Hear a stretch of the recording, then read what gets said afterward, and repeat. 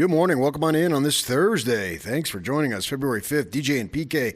I'm PK, and we're going to get right to hockey. A lot to talk about this morning. The Utah Mammoth, they did it.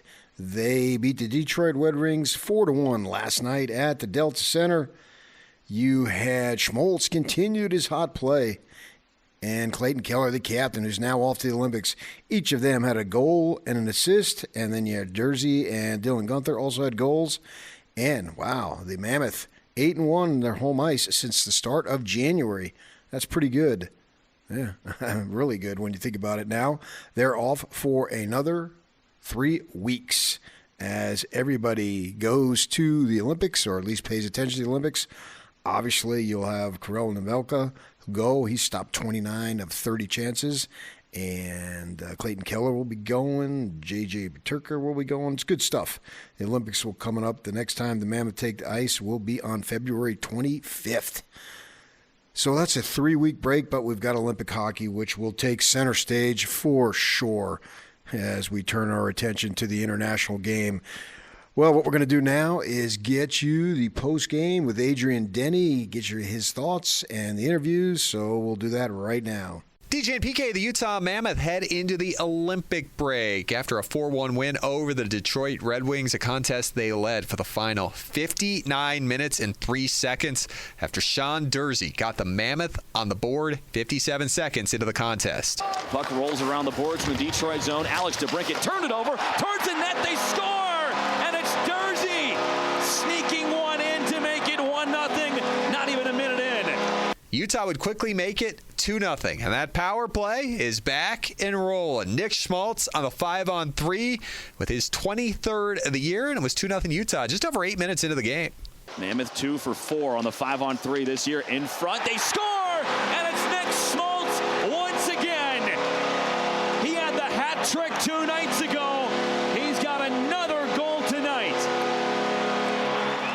So Schmaltz has now tied a career high with 23 goals. The Mammoth, coming out of the Olympic break, have 25 games still left to go. Speaking of career highs, Dylan Guenther would make it 3-0 late in the second, but not before the Mammoth would kill 3 penalties, get some big saves from Karel Nemelka, and they'd keep it 2-0 going to the second intermission.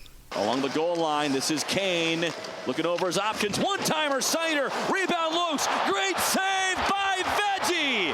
Oh, what a stop. Eat your vegetables. And then Dylan Guenther would strike with his 25th. Last year, his first full season in the NHL, he had 27. With 25 games left, he's at 25.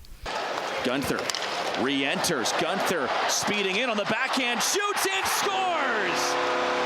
Dylan Guenther extends Utah's lead, and it's 3-0. Guenther now on pace for 36 here in his second full NHL season and year 1 of his 8-year contract. So 3-0 in favor of Utah. Detroit would get a power play goal 6-on-4 late, but Clayton Keller would seal the deal with an empty netter. Takes Larkin up against the glass, and it's Schmaltz and Keller. Schmaltz, Keller, Keller at the empty net. Bullseye! 1 goal and 1 assist for the Utah captain as he records his team leading 18th multiple point game. Schmaltz an assist there as well. His 13th multiple point game. Schmaltz goes into the break with 6 points in his last 2 after the hat trick on Monday. So Utah outscoring Vancouver and Detroit by a combined 10-3 score in their final 2 games as they're now off for 3 weeks. The Colorado Avalanche will come to town coming up on February 25th. Utah 30-23-4, and they will hold that first wildcard spot in the Western Conference going into the break. Let's hear from some of the guys after this one. We'll start with Dylan Guenther after he picked up that 25th goal to make it 3-0. You guys deserve this one. What were the details that you liked about your guys' play? We played well from the start. I mean, PK really good, Veg obviously really good, but just a team effort. Talked about our start, and it was really good, so happy with that. When you guys are able to defeat the Red Wings, a top 10 team, not just at home but also on the road, what does that say about confidence and all the things you guys are trying to stack up on each other? It's great. I think heading into the break to get a couple wins is makes you feel good. It lets you relax a little bit. It's not in the back of your head, so I'm just happy we got 2 wins, and it's nice to take the time.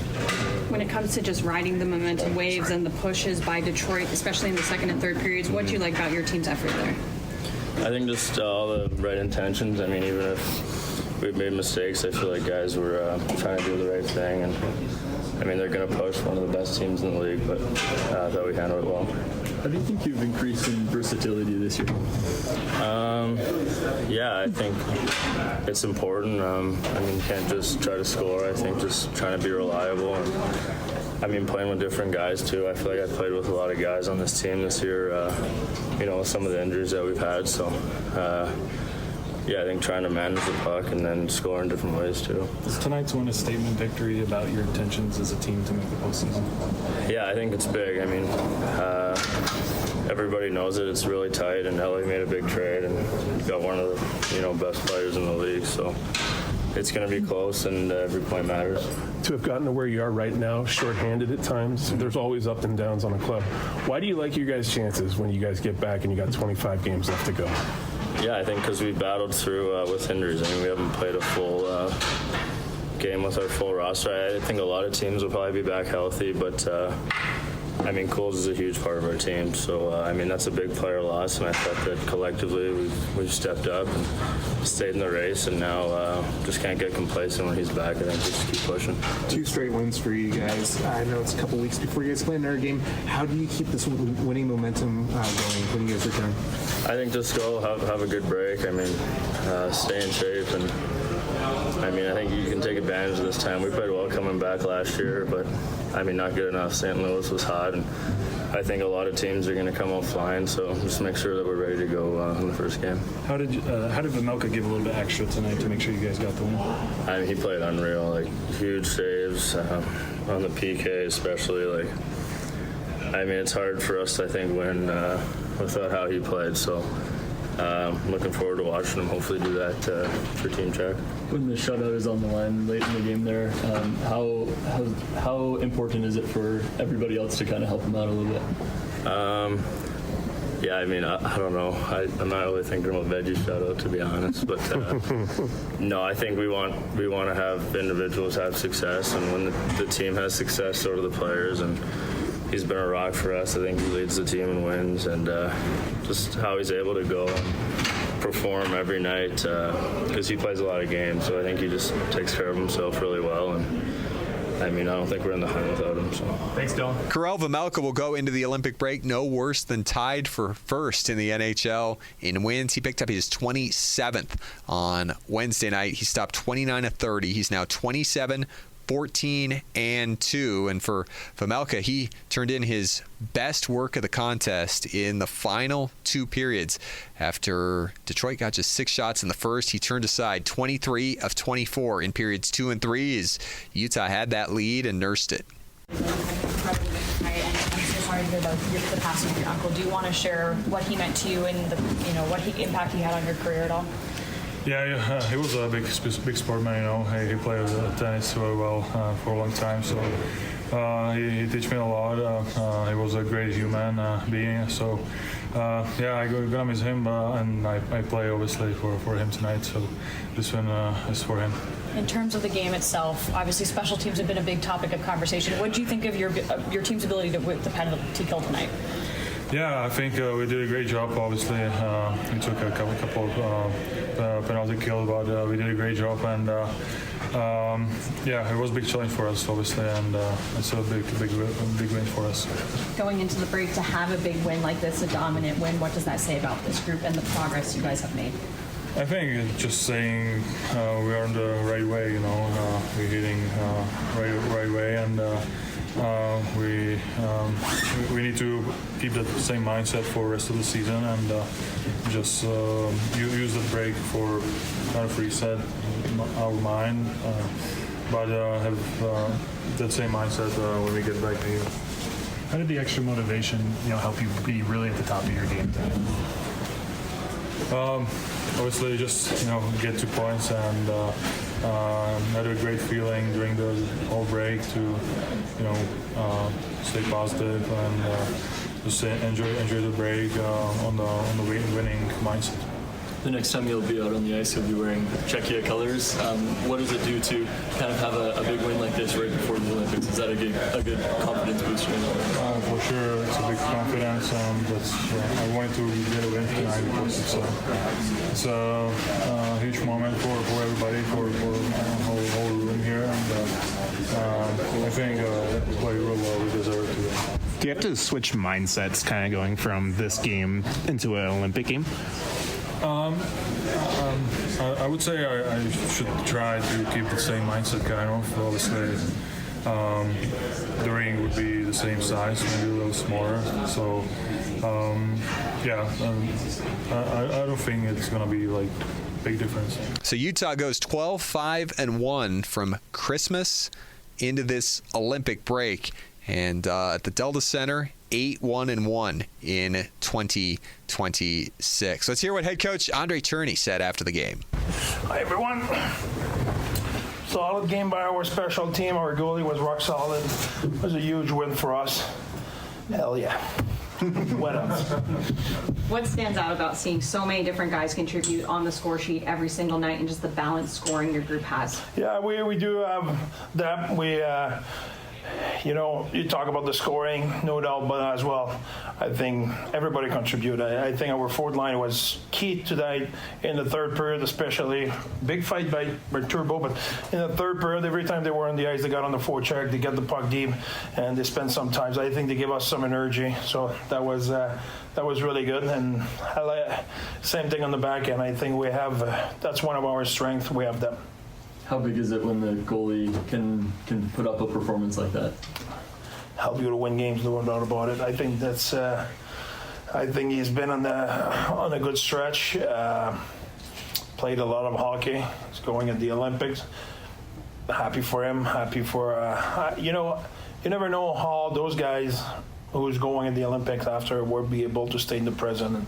And I will say the three who played, they were rock solid today. JJ was really good. Kels was really good. And Veg was really good. So I'm proud of them. And our team needed it. We all know the standing, but more important, we challenge ourselves to say, hey, you win that game, you finish before the break in the playoff spot. You lose, you may not. So that was an important one for us. And you mentioned finishing in a playoff spot by the Olympic break. How big is that for your team to be in a playoff spot at this point? Well, we fixed a few objectives during the season. Thanksgiving, Christmas,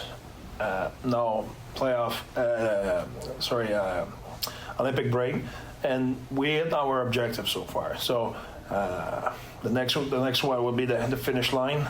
That's the one we want to win, we want to achieve the most. But I think it's a process. We keep focusing on our game and improving our game. And I think tonight at 5-on-5 we were really solid. We didn't give much. We'll need to clean up our penalties. I don't like the numbers we take, but 5-on-5, really good game. 12 wins in 2026 against a lot of really good teams without guys like Cooley and Kerfoot.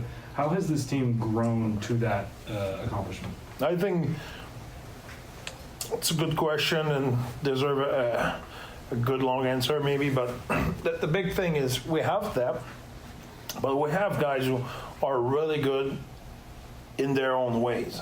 If you look at example Jack McBain, he's a really good player in his own style. If you look across the league to get a guy who play with that kind of a pace, that kind of a drive, who can make play with the puck, who win big draws, who play in a special team and stuff like that, that's an example. It's the same thing for Baratitan, or if we go with Yami, who's that, but he can play at any moment on our top 6 or our top 9 and generate offense and win battles. So if I went through our lineup like that, we have that in our lineup. We don't have guys who just okay at a little bit everything. They all have something. They will be bringing energy, physicality, turbo, same. You know, Kevin Stanley is one of the best PK player in the league, and so on and so forth. All of them, they have something who's really good, who they brings on the table where it's really NHL good. So that's why we're capable of being successful, even if we're missing very good players. Kind of along the same lines when it comes to matching, top 10 team, Detroit, when you can match that quality of play and excel through it. Yeah. What does this team do differently in those moments to be able to have that kind of success against top 10? Well, I think we're consistent. I don't think we do things way differently when we play those elite teams. If you look at every 2-3 weeks, we will have a game where we say, okay. But every team in the league, every team in the world, and every sports will have that. It's just. But I think our guys been really, really consistent. Okay, against Dallas, we were not really happy, but before that, you look at our last trip, our homestand, the way we played. I won't stand in front of you here and complain. We played good hockey. So our team is capable of sustaining, and I like the fact it was Vancouver, we played good. It was Detroit, we played good. We're coming back against Colorado, we will be ready and we want to play good. And doesn't guarantee the result, but it guarantee we have an identity and we want to play to our identity. Yes, Coach. Thanks, everyone. Have a good break. Thank you, Coach. You too. So back at it on Wednesday, February 25th with the Colorado Avalanche. That's a nice welcome back from the Olympics. Here's the best team in the NHL for you. That's our next edition of Hockey Night in Utah. We're back on Mammoth Daily today and tomorrow, wrapping up some loose ends from the victory over Detroit, looking ahead to the Olympics, where Utah will have 4 different players from 4 countries that they'll be representing headed over to Milan. We'll cover that today. Tomorrow we will have Sam Farnsworth from KSL 5 live from Milan on Mammoth Daily. So make sure you're joining us on Apple, Spotify, Utah Mammoth, the YouTube page, Mammoth Plus, and SCG Plus the next 2 days before we go into a little bit of a Mammoth Daily Olympic break and re-greet you on Monday, February 23rd. DJ and PK, enjoy the Olympic break, and we'll talk to you coming up on Mammoth Daily. There you go. All right, Mammoth, looking good. One thing to note, at the break last year, the 16 teams who, if the playoffs would have started right then, 14 of them made that. So we'll see if the situation holds up with the Mammoth being in the playoffs right now, and we'll see once they get back if they can keep that spot, and away we go. It's going to be a fun stretch for the Mammoth through the rest of the season until we get to the postseason. My guess is yes, that they will be in the playoffs. Okay, BYU, they made their coaches available to speak to the media yesterday, and we are going to hear from the coordinators next. Stay with us, 97.5, the KSL Sports Zone. Good morning. BYU made all of their coaches. They got a couple new coaches on board, and Kalani Sitake, and pretty much everybody. I think every coach spoke. It was a Zoom call to the media. I was on it, listening to it. I know Yak. Yeah, nod your head, Yak. You were listening to it too.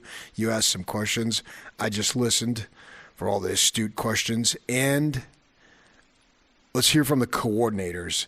So they sat side by side. You had Aaron Roderick, obviously the returning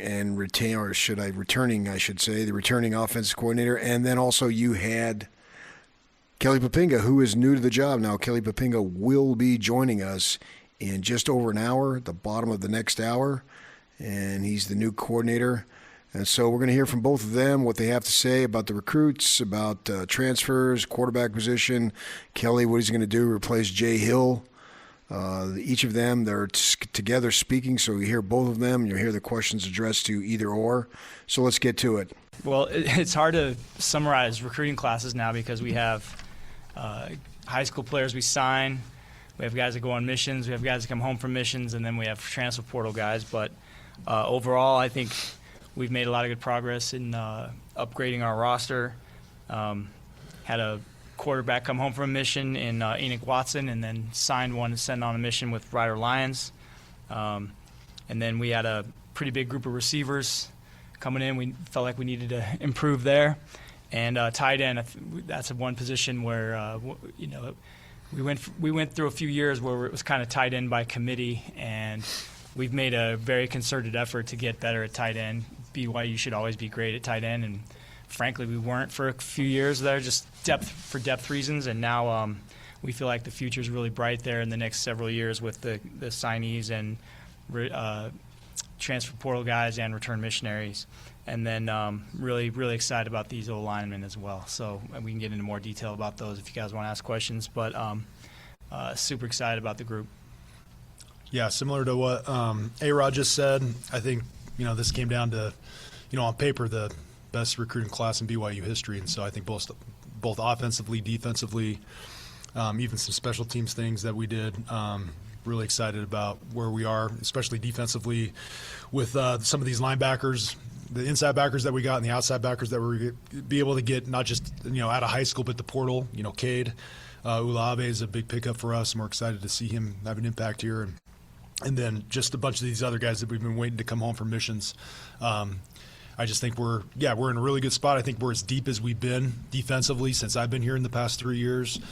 So I think that's a credit to just everybody over the last 3 years, how we've been able to recruit and build good depth for our whole entire team to help us look more like a Big 12 football team. All right, first question will be from Sean Walker.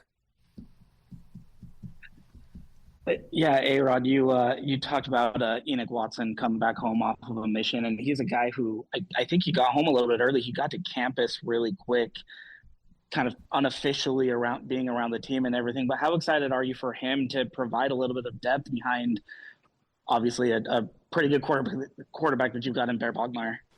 Yeah, we're super excited about Enoch. He has been around for a few months now, practiced with us in bowl prep. I think he got about 6 practices or so in bowl practices with us. So we've actually had him in pads and seen him play already, and he looks really good. Very talented guy, strong arm guy with a lot of athletic ability and great size. And he looked good in the practices, leading up to the bowl game. And like what I see out of him so far in the weight room, and we've thrown a little bit on the field as well. Next question from Jake Hatch. I got a question for both of you. Aaron, I want to start off with you. What led you to want to bring Tyler Hughes back to Utah as your assistant quarterbacks coach?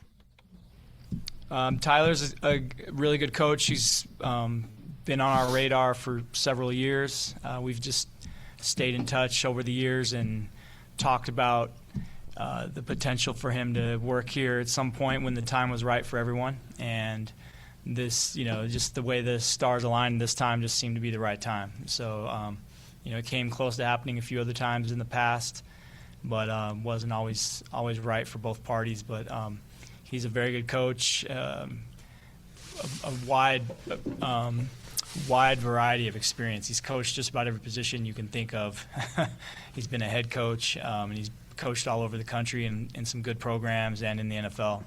And I would say similar to when we hired Coach Gilbride, he brought a different perspective. Had been a lot of places in the NFL. Also, when we hired Coach Woods is a guy who's coached all over the country in a lot of different programs, and those viewpoints that you get from coaching in other places and other offenses, we've been pretty good at collaborating and pulling the best things from each of those, each guy's experience, and so we're looking for more of that from Tyler. We hope he brings some experiences that he can share with us that'll make our offense better. And then, Kelly, just wanted to ask you, as you take over as defensive coordinator, how do you think your philosophy will differ from what Jay Hill had implemented? I don't think it's going to be too much different, honestly. I think, what we've been doing here has been working. We've had a lot of success with it. I think a lot of the stuff that Jay was doing was stuff that Kalani's done in the past and stuff that Gary Anderson's done in the past, and both of those guys are still in the building. So being able to get feedback from those guys every single day and their influence, and then just like what A-Rod's saying, adding these coaches, adding DeMario Warren and adding Lewis, those guys are great coaches, and just sitting in the room with them the last 3 days and having us all together as a staff, I'm just finding that being able to have those guys come from different places, they're bringing a new energy, and not that the energy was bad, but just a different type of energy here, and bringing like just new ways of seeing things, and it's going to help us improve as a defense. And yeah, I'm excited to have those guys here. Next question from Jay Drew. Yeah, for Aaron, obviously you guys brought in from the transfer portal, I think 3 offensive linemen, brought in a tight end, quarterback. Are you finished as far as offensive guys out of the portal, or are you still looking for, say, maybe a running back or a receiver to complement some of the guys you've already got? I think we're finished. I never say never. I'll never say we're completely done. We're never fully satisfied. We feel good about our depth right now. Feel good about our roster. And there's always a chance we'll add another good player if there's a chance to add a good player. And I always say, at any position, if there's somebody we can add that helps us win, we'll keep an open mind towards that. But right now, I do feel good about where we stand with our depth. And those 3 offensive linemen you mentioned and the 2 transfer tight ends, I mean, I expect all 3 of those guys to be important players for our team. Then as far as a running back, you signed Devon Eka from Lehigh. Is he the type of kid that can help you right away? And is he going to be joining you in the summer, or when will he come on board? He's here now, and he looks very good. Yeah, and and I never want to put too much on a freshman, but if there's a position where a freshman can play on offense, it's running back. And that's one position that we'll see how he does, but I would not be surprised at all if he plays this year. And he's a very talented kid. We're super excited about him. Next question from Brandon Gurney. Kelly, Kedu Uluave, what does he add to the defense to what already looked like a very deep position at linebacker for you guys? Yeah, I think the guy's a very instinctive football player. He can do everything. When you watch his film from last year at Cal, phenomenal at fitting the run, very good instincts. He's great in coverage, and his pass rush abilities are really, really good too as well. So I think he's the type of backer that we want. That's a very versatile type of guy. He can do a lot of different things. Sometimes in this game, especially at linebacker, you get a guy that just can play in the box or just a cover guy. This guy can do it all, and that's a combination of being a great explosive athlete and also being a physical football player. And so those are the type of linebackers that we need here and that we want. And so he's going to fit that with Glasgow and Siale Serra and Ace Kafusi. I mean, there's a slew of guys in there, right? It's going to be super competitive, but I think we just felt like, just like what A-Rod was saying, if there's a chance to add a really, really good football player, we're going to add him. And just knowing for those other guys that it's going to be competitive, and that's how you want it. That's how it's going to help our team get better, is these guys getting in a competitive atmosphere and helping them, reach their potential as players. You mentioned he's versatile. Do you like him as inside, outside? Like where do you anticipate we're going to see him I employed? would say more of an inside backer for sure. Like, if you watch his film from how he played last year, I think it's very similar. I think there's a lot of the things he did last season that he's going to be able to do here. And I don't.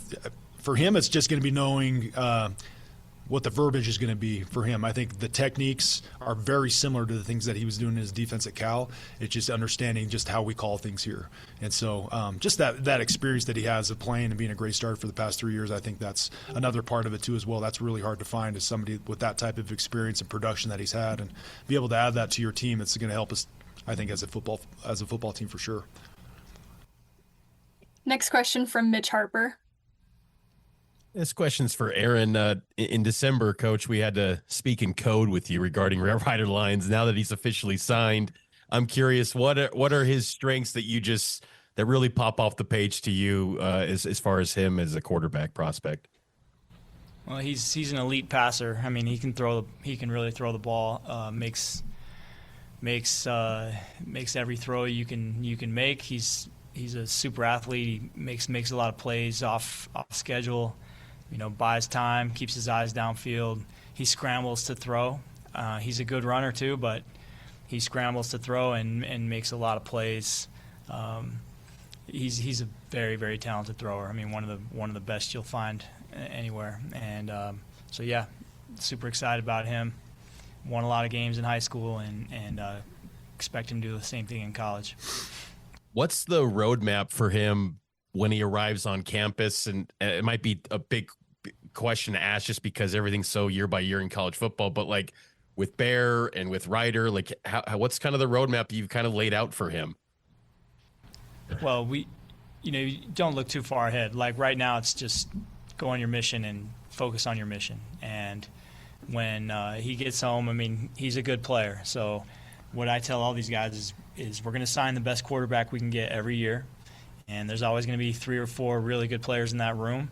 And the cream will always rise to the top. And I believe that, we've done a pretty good job, I think, around here of managing that situation where we've had more than one good quarterback in the room at a time, and yet multiple guys still end up having success, having a good career.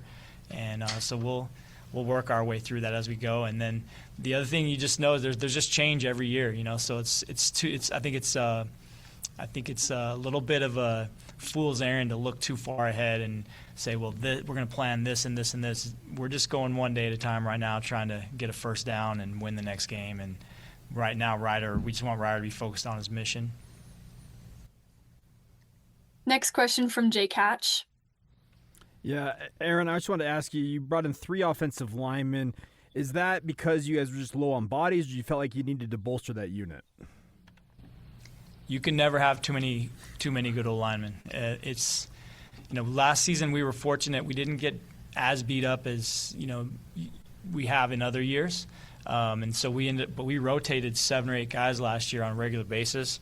But that's just one position where you can never be too deep, and especially at offensive tackle. So we're trying to find as many good players we can that can play offensive tackle, and so we added those 3 guys. They're all guys with playing experience, starting experience, and adding them to what was already a good group. We like the guys we have. We just want to make sure we're as deep as we can be to get through.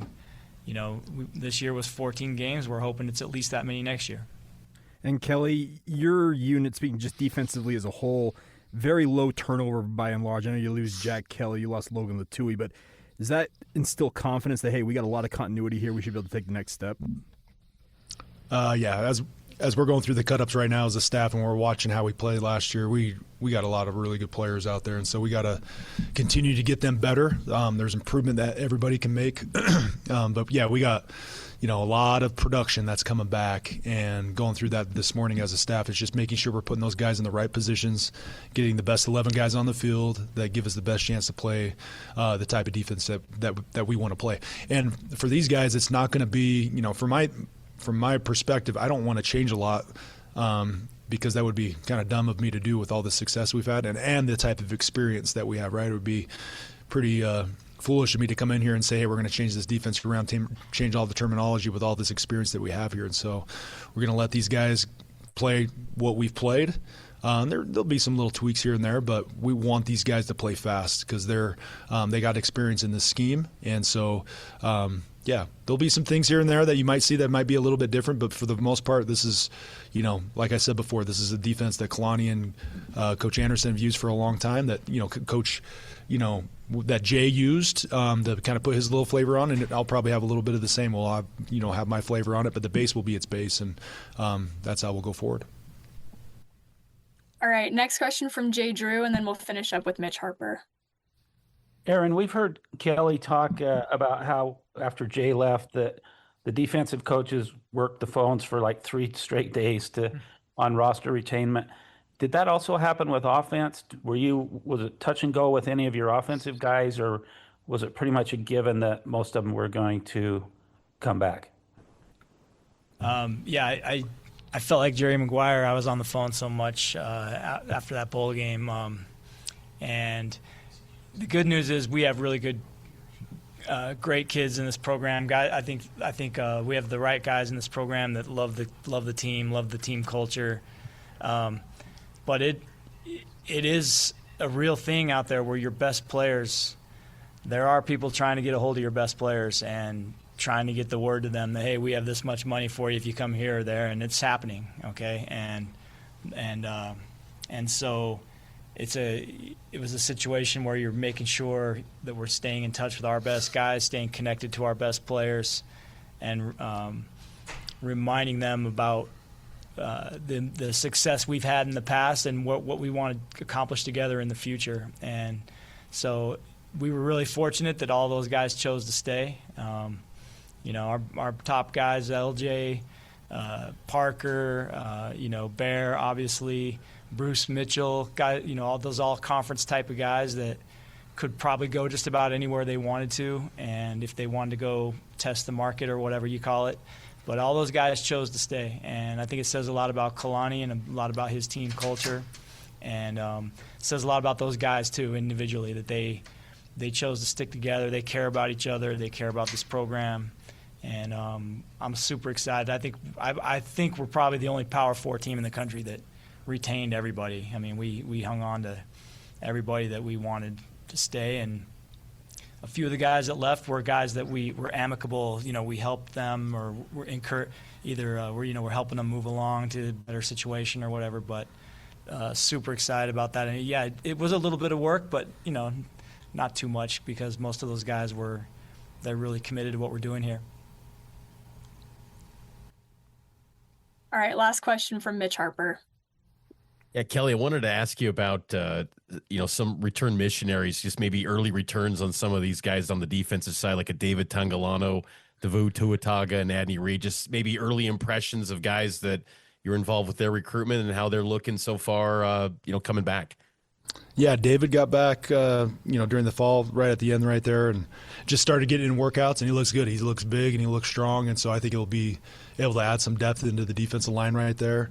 Adney Reed is another guy that I've been really excited to see. He's big, he's long, versatile type of guy that, he'll start at outside backer in kind of that Sam Backer position where we've seen Glasgow play, but a similar type of athlete, and could grow. Really, you look at his body, could probably maybe grow into more of our boundary end, where like Logan's played and Batty's played there a little bit. But he's a big body guy that I've really liked, and his work ethic in the weight room has been impressive. And then at linebacker, Owen Borg and Blake Lowe are two guys that I've liked as well.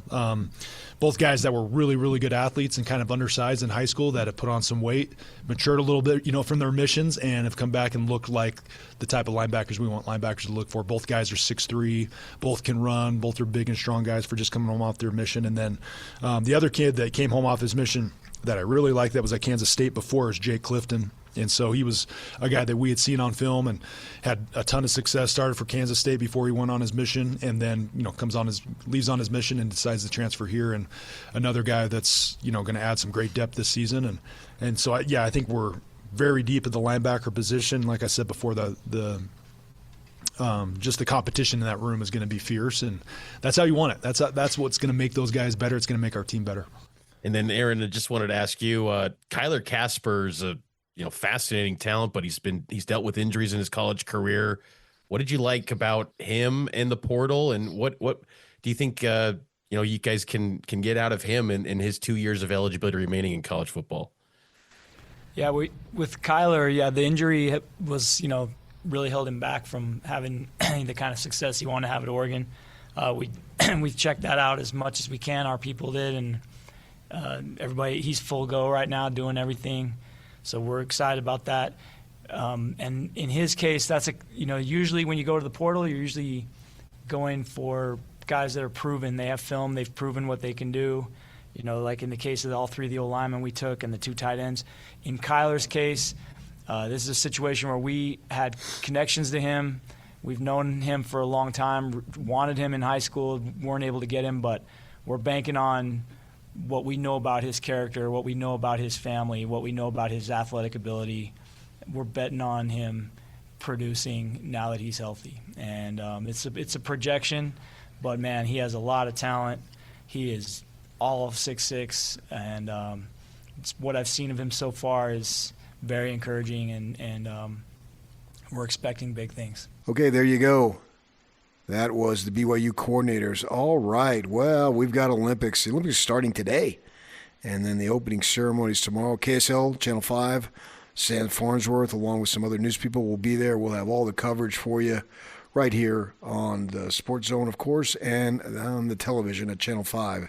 And DJ and I, we will be talking about the Olympics next, so stay with us, 97.5, the KSL Sports Zone.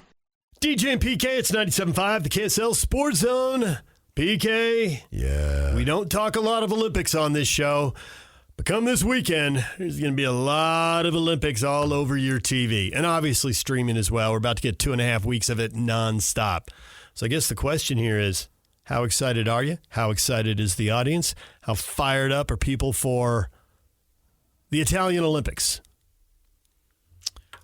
The mother country, where my grandfather was born and raised. There it is. Are we going to talk about food for 5 minutes before we get to the games? So, the pasta. My mother, she always had it on the back of the stove simmering. Yeah, we never called it pasta. She had the sauce? We call it gravy. Gravy. Yeah. Gravy's brown. Sauce is red. We grew up in different worlds. Not where I came from. Okay. The pot of gravy on the stove, and we called it specifics. It was never, pasta was never used. You said lasagna, or you said spaghetti, or you say ravioli, or you say whatever. Yes, and then if you had like an umbrella phrase, it'd be macaroni. Macaroni, okay. Yeah, but never pasta. once did I ever hear that. I probably would have got slapped silly if I said pasta. Yeah, and then you always talk about the meatballs. So what was the best of the? What did I like? Yeah. Well, my mother, as she would say, God rest her soul, was excellent at all of that. Mm-hmm. I mean, it's going out to eat Italian food is never measured up. So she could do it all. Meatballs. That's what you usually reference. I figured that was your favorite thing. I figured it didn't really matter to you. And meatballs are the hardest to replicate out of what I grew up with, which was at least, if not 3 times a week. And I would have been happy 5 times a week. I'd have been happy 7. Yeah, I mean, it was so good. I'll give you an example. My sister, they had a surprise party on her 50th birthday. Mm-hmm. And it was really cool because I call her from here. Hey, Janet, happy birthday, blah, blah, blah, blah. Oh, yeah. And then I get on a plane and go down there. Mm-hmm. And I think I had a work assignment. It jived with something. And so she was in education, so she had tons of people show up at my parents' house. And then I snuck behind her when everybody yelled surprise, and she was blown away that I was there because I've always been the darling little brother. And then we had it outside because it was in the spring, it was warm. And so I had all these tables set up, and my mother made an Italian feast, right? Everything. Lasagna, stuffed shells, macaroni, ravioli, the whole shebang. And I heard more than one table. We had separate tables for them to sit. Man, you can't get this at an Italian restaurant. This is better than anything I ever had. Yeah. So that's what I grew up on, and it still has a soft spot for me. When I go back to Arizona, my sister Janet, who had the party, she will cook it. They're both older, but the older of the two doesn't know how to do it, so she never does it. No. Interesting. Yeah. Didn't get any of it, huh? Not zero. That's a shame. Yeah. And she's a little more gentle than my other sister. So she's a little more Irish. A little softer. And then over here we got the combative one. Yeah. Okay. Yes. But the Olympics are here, and yeah, it's a fun time. I am going to be glued to KSL Channel 5 start to finish for the next 3 weeks. I won't be watching anything but KSL Channel 5 and our people. Okay. Nice. I'm just saying. So what I'm not clear on is how much of the sports people in our audience, which is obviously just a sliver of the overall Olympic audience, what sports do they care about? I assume that our audience has to watch them live. And because once the Olympics go to Europe, you just got to assume that in the daytime you get a lot of live stuff, but in prime time you're going to get a lot of tape stuff. Yeah. And some of the stuff, like the men's downhill, which when I was a kid, Franz Klammer, that was so exciting. He almost crashed like 5 times and he won the gold medal. There was a ton of hype for it. It was great. It's funny. I watch it now on YouTube and I'm like, Well, now I know how it turns out it's not the same. But in the moment, I remember my dad and my brothers and I oohing and on. One ski pointing to the North Pole, one ski to the South Pole, and a dude's doing 90 miles an hour or whatever, falling off a cliff. Unreal. It's at 3:30 in the morning Mountain Time. I'll be catching that on tape, PK. You'll be up at 3:30 in the morning for the live broadcast. Yeah, I'll probably on that stuff. I have very little interest. Yeah. The thing about with Olympics for me is if I'm not interested in off years, you're not going to be interested in the in years. Yeah. And not that I won't be interested, but I won't be enthralled by it, wanting to find out. So I can live with it not watching it live. I think the thing is that they're going to put a lot of sports I watch. I wonder how much of them, some of them, a little bit of them will be on NBC, so Channel 5, but a lot of them, because I'm going to want to watch hockey. We got 4 Mammoth players in there. Absolutely. I feel more tied in to these guys and their stories, right? I mean, Vejmelka's the starting goaltender, right? So what's he going to do for the Czech Republic? And the guys playing for Germany and Finland and obviously Keller with the U.S. So you got all these teams. Well, there's no way all those hockey games are going to be on NBC. U.S.-Canada would be, for sure, and maybe a few others. So I think that checking that is the priority for me. And then there's a few events, the Olympic downhill. I'm going to watch that. The snowboarding and the aerial stuff. It's fantastic eye candy, but I don't know any of the people and I don't follow it. So if I'm available when it's on, I do enjoy watching it. But it's also, like you said, I'm not locked into it the other 3 years. So it's not like I'm going to absolutely turn it into must-see TV when I know the Jazz are must-see TV, our local college teams are must-see TV. And so if that conflicts with the aerials or whatever, I'm not going to watch it. But if I'm watching it and there's nothing else going on, I mean, I watched the Caribbean series, so I'm going to watch some of this. And I mean, I can't believe these guys are doing double somersaults and twists and landing them. Yeah, I will watch it. Yeah. In a flick type of situation. Jazz are playing, and it's halftime, it's commercial, whatever, before the game, and I'll flick on and I'll check it out. Yeah. I won't be, I've got to see it. Now, as the hockey progresses, you get more and more into it. Yeah. Right. Especially if the U.S. does as well as expected. Yeah. I mean, the U.S. should medal. And I'm rooting for all the U.S. athletes, men, women, the whole spiel. I want to see my country do well. I will watch that on it. I'll be totally fine with a tape delay basis because I won't be scouring for the results. Right. And that's why I can't watch a Jazz game tape delay because I can't wait. Yeah. I got to know it. I got to know it right now. I got to know what's going on. I'm not going to wait. Sometimes I'll rewatch a quarter of something because they usually rewatch a fourth quarter. Yeah. They replay the game and if I feel a need to, but normally I'm watching it live. In the Olympic sports, hockey is really the only thing I'm totally interested in. Different than summer. Now, with that in mind, if there becomes gripping stories, I'm in. Like if Phelps is dominating in the swimming, I will watch that. And the sport for me where that's most likely to happen is speed skating. I get that. It's not judged. I think you and I and a lot of people listening to this, the judge sports always get you a little bit like, yeah, I get it. What you're doing is awesome. But I see someone land some spectacular aerial trick and then a judge gives them whatever number, right? And largely because I don't understand it. I certainly don't understand out of it. Ignorance. Yeah. But the speed skating I get. I mean, I grew up in San Diego. We didn't speed skate. We didn't skate first. Yeah, but it's just like, okay, be fast. Be the first one there. I do wish, I like the short track. The long track is what we've obviously seen for years and years. The short track is relatively new. And I've always thought that the short track format, multiple people on the ice, on the long track is what I'd like to see because it looks the most like the track events I've watched forever. And I'd like to see that. In the short looks like track, horse racing. Yeah, right. And in the short track, they're in such a confined space, and people wipe out, and someone loses. And then there's a luck element, right? If you happen to be passing someone, and they lose their footing and they go down and slide into you, you're out. And what did you do? There's a randomness I don't really like there. Whereas I feel like in the long track, it'd be more real. I mean, it could still happen, but it'd be more real and more what I'm used to seeing. But they don't have that. They haven't created that Olympic event for me yet.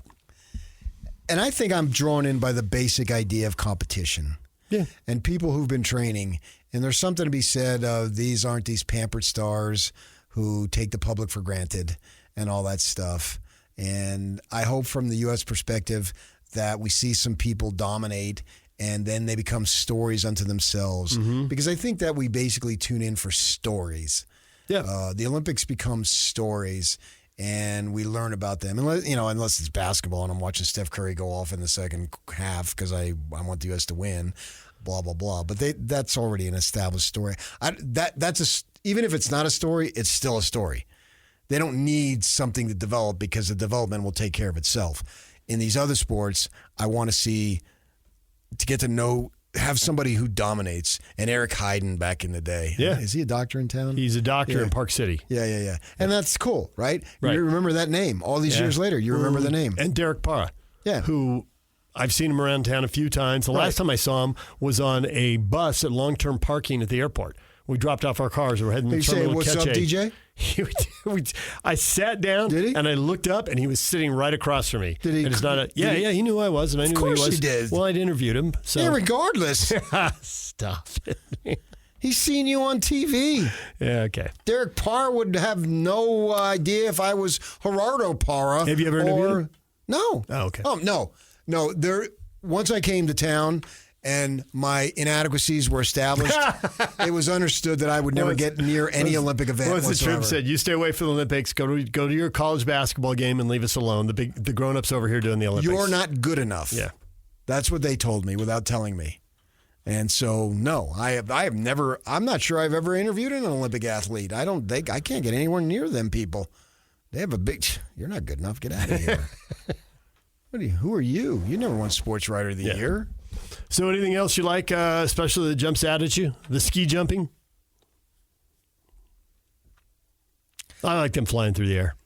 Well, anything that attracts speed.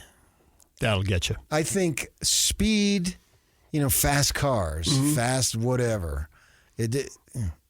That's why I get excited about Secretariat, because there was nothing before and there's nothing after, and we're going on 60 years. No, you can have your Affirms and your Aladars and they're fine. Seattle Slews and all that. But that speed, and then when you combine power, when you get speed and power, that is an awesome combination to be able to watch a Bo Jackson on the run, right? Big man, powerfully built, runs like a bullet shooting through the air, like a bullet train or something, right? Nobody wants to get on a train and have it go slower than the car. Yeah. Right? It doesn't work. Right. So anything that involves speed, I'm going to be interested in to see how it works and how they do it. And Lindsey Vonn is a name. She's been a name for a number of years, and now she says she's going to compete even with the knee injury. And okay, that's tough. Now I'm factoring in toughness. Yeah. And when I get those combinations, how do you not appreciate Lindsey Vonn, the whole thing? Yeah, Lindsey Vonn can be a tremendous story. You've got celebrity, the name's established, so it's already there. Now you got overcoming the injury. Everybody loves a comeback story. Got the video. You can see the crash. You know what she's up against. You see her limping and all that. You know her age, and that's part of the celebrity. She's been in the spotlight for a while, so you know her age. People of that age should not be at this level in the Olympics. So there's a lot of powerful elements built into that story, all primed now.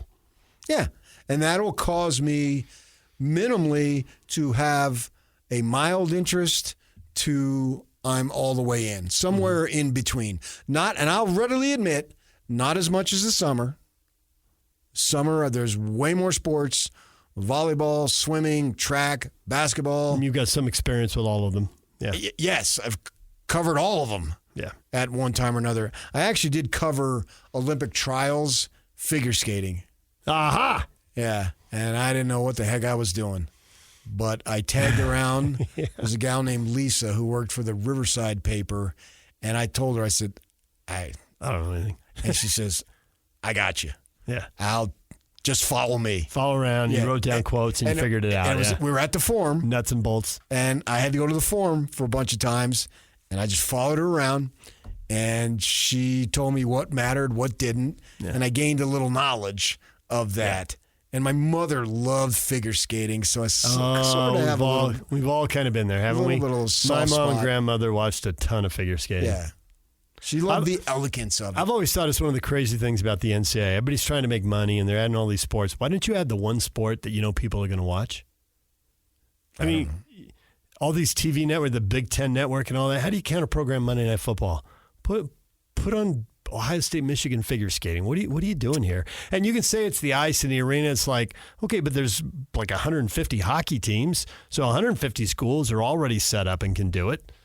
And one of my favorite all-time athletes is Tanya Harding. Just for the grit and the toughness. A little bit of the whiff of scandal. I don't see that many movies, but my friends, they wanted us to go to movies, so we went and see this I, Tanya. Yeah. I avoided it because of what you said. Total downer. It was. Just a complete downer. Everything was dark and awful from start to finish. I went and saw the Song Blue about the Neil Diamond impersonator. Mm-hmm. Okay, that, I don't know if I should give it away, but the guy has health issues, so you can figure it out. Right. Chris, that was a downer, but there were also plenty of highlights. moments. Yeah. And the gal that he sang with gets run over by a car and gets her leg chopped off. And that's a downer, but it still had plenty of good moments. I, Tanya, 0. It was filthy. It was profane. It was uncomfortable. I did not go see it in the theater after you gave it that brutal review. My wife never brought it up, so that was fine. But one night I was channel surfing, and it was on some cable channel somewhere, I don't know. And I was about 120 seconds into it, and it had already confirmed everything you said. Yeah. And I needed 2 minutes and a commercial break, and I went back to whatever game I was watching.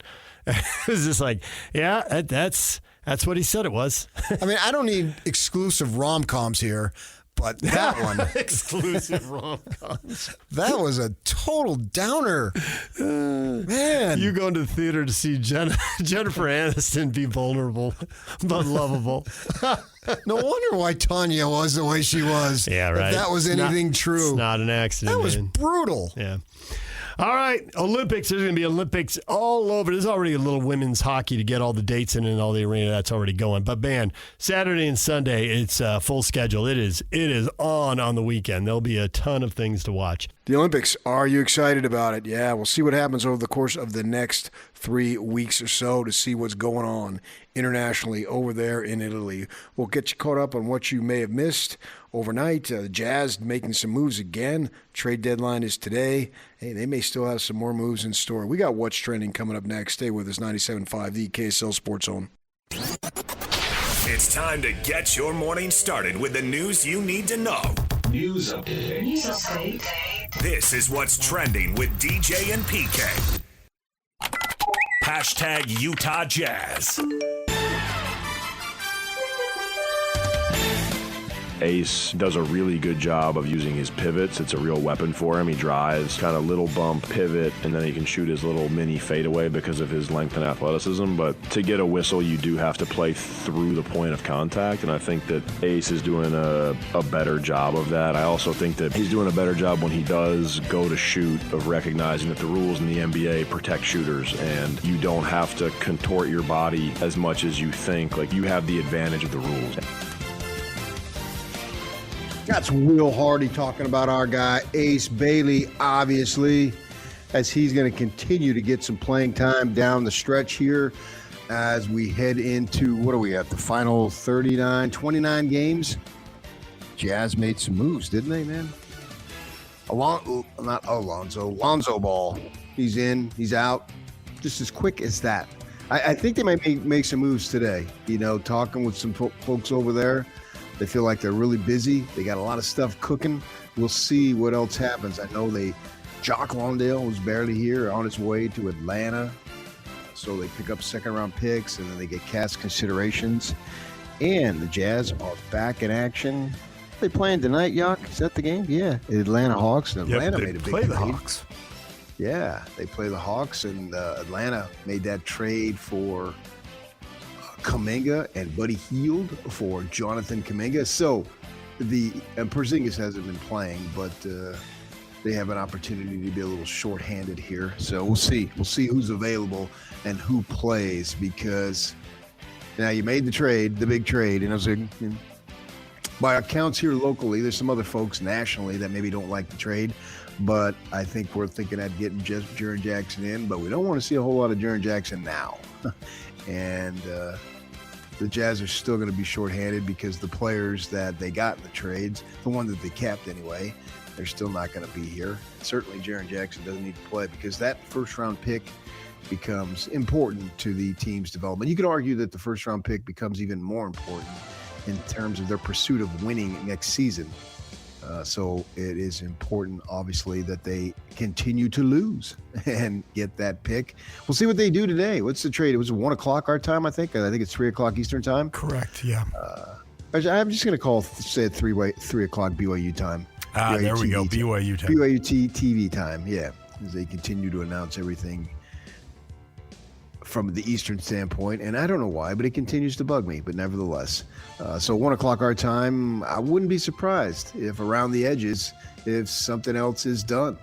We'll see. They helped Cleveland save a bunch of money and picked up a couple of second-round draft choices, and, it's accumulating assets. Obviously, they got rid of the 3 first-round draft choices to get a player like Jackson. I think that was the intent of the trade all along. There's no way that the team was going to use all the draft picks that they have at their disposal out across the next 7 years. And so why not use them? And if you can use the second-round picks to continue to build, that's what it's all about. All right, man. Excited to see what the Jazz can do. Not in the immediacy. I want to see them lose so they can keep the pick. And then next year it is ready to go. Excited for that. That's for sure. I think we all are. I don't think there's any question about that. So, all right, Yak, let's move on. #NBA. The NBA. Yeah.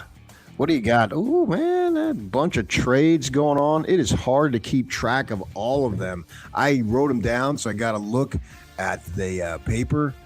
See what I got here. You see my eyes move to the side. If you're following us on the video, the Chris Paul going to go to the Raptors. I assume they're going to release him as far as that goes. And then I think the big trade was the Dallas Mavericks overhauling again, right? Anthony Davis on the way to the Wizards. An 8-player blockbuster deal. Now, obviously, for the Mavs, they're looking to build around Cooper Flagg. The Mavs will send Jaden Hardy, D'Angelo Russell, Dante Exum, our guy Dante Exum, to the Wizards for Middleton, A.J. Johnson, Marvin Bagley III. Marvin Bagley III will go down as one of those players who was drafted ahead of, get ready for this, Luka Doncic. Well, is he going to be in the same territory of a Sam Bowie? Obviously, famously ahead of I think MJ. he's going to be worse. I think he's going to be worse. Okay. Because now, MJ was a better player, obviously, than Doncic, because Doncic is very good, and we all think he's a great player. But I think Sam Bowie, he had some injury issues there that prevented him. I'm not sure Marvin Bagley was ever going to be a good player that could have been anything that would be even remotely approximating the second pick, because the Suns went with DeAndre Ayton, who's a big old bust. It seems like he's collecting a paycheck, and that's about it. And then the Kings, Sacramento Kings, who have been down for so long, save that run that they had with Vlade and Bibi and who's our other guy, Chris Webber, Stojakovic. Yeah, that was a good slice in Kings history, but that's all it was, man. And other than that, they have been down, and you had a chance to get Doncic. And so the Mavs building around Cooper Flagg, which certainly makes sense. I already referenced the trade of Jonathan Kuminga. You know, the Warriors really blew it because they had a bunch of high picks too that could have continued, or at least smoothed out, maybe continued to keep them contending. I don't think they're contending. I think they're an okay team. Now Jimmy Butler's out, and he'll play a little bit off the bench, obviously. Shooter, been in the league. I think he came out of Oklahoma. Wasn't he? He's a Caribbean kid. Yeah. And he can shoot the ball, but he's gone. So we'll see about that, how that works out. I mean, you could say, okay, wow, man, they're going to build around Cooper Flag. But I think the thing to remember, when they traded Doncic, they had no idea that they would get Cooper Flag. And it worked out for them that they did get Cooper Flag because they got the number 1 pick. And then, of course, he is available. But when they made that trade, that wasn't the case. They wouldn't have had any idea that they lucked out into getting the number 1 pick of the draft. So, and speaking of my Kings, they lost to the Grizzlies. The Grizzlies last night. So we'll see what happens there. That's about it as far as any games that might be of concern to the Jazz as far as their picks go. Because maybe keep an eye on the Clippers. What happens to the Clippers and the Bucks and the Pelicans? I mean, somebody had to win. The Pelicans beat the Bucks.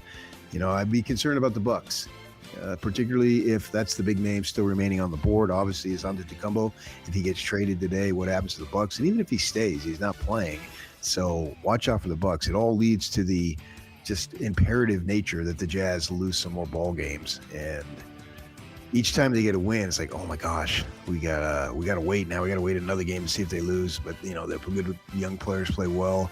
I don't think it's quite a double-edged sword because I think the young players have played well, but it's important that they lose as far as that goes, to be able to keep that pick, and then not just keep the pick, get lucky in the lottery.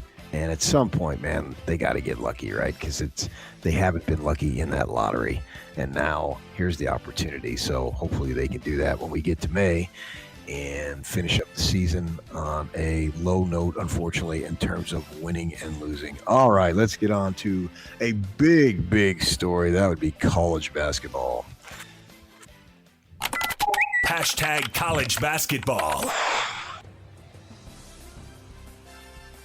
Oh, we had some court stormings, didn't we? Yeah, I think was it Minnesota beating Michigan State?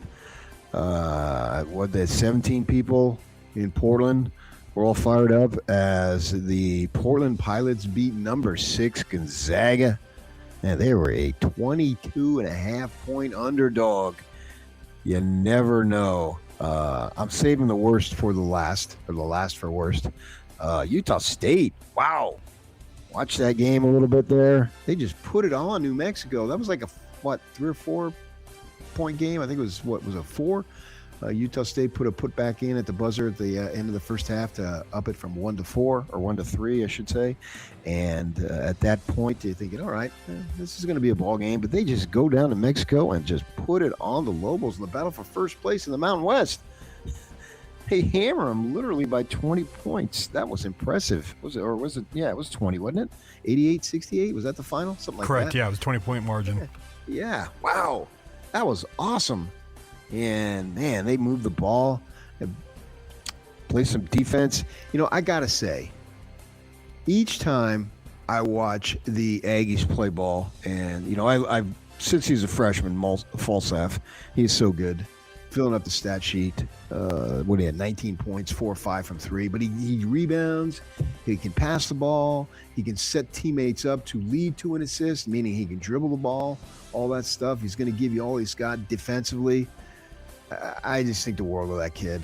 I think he's an amazing young player. He's a junior now, and so he's still got another year. And he's in a day and age where everybody just bolts at the drop of a hat. He has stayed loyal to his hometown team up there in Logan for Utah State. So high praise for Falstaff. But when I watch the Aggies, what I was going to say is I come away more and more impressed with Calhoun as a basketball coach. He seems to have an idea of the way it has to be for Utah State to play winning basketball. And the team plays that level of competition amongst themselves. They compete for playing time. They do what they're supposed to do. And obviously they compete against the opponent. And I find them to be a fun team to watch. So there you go. The Utes, our guy Smith couldn't throw it in the proverbial ocean last night. What was he? Like 2 of 16, and they're going to struggle. McHenry had 23, but it wasn't enough. ASU beat them, as it looks like the Utes very well could be in line to finish last. They're not going to have the season that they had wanted, but at the same time, we know that Alex Jensen is about rebuilding this team, and he's going to need some time, that's for sure. They've been competitive in some of their games. Now, they let the Devils get out to, a 15, 16-point lead, cut it down to 4, and then couldn't get a stop, and the Devils, I think, hit a 3, and that was all she wrote, and they had to foul at the end, so the margin was a little bit worse than probably maybe the competitive nature of the game. So they're going to battle as the season winds down and then go and try to reload from that perspective. Now, the game of the night here locally, oh my gosh, BYU 99-92, Oklahoma State. Oh, brother. I mean, DeMonts had 36. We heard Kevin Young go on after Mormons and all that. How's he explain that to his kids? And I don't understand why. And we have a statement already this morning from the Big 12, PK. Uh-oh. What does it say?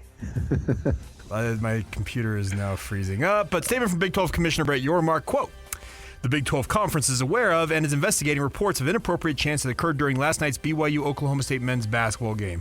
All parties have been notified. The conference has zero tolerance for behavior of this nature and will address the matter in accordance with Big 12 sportsmanship policies, unquote.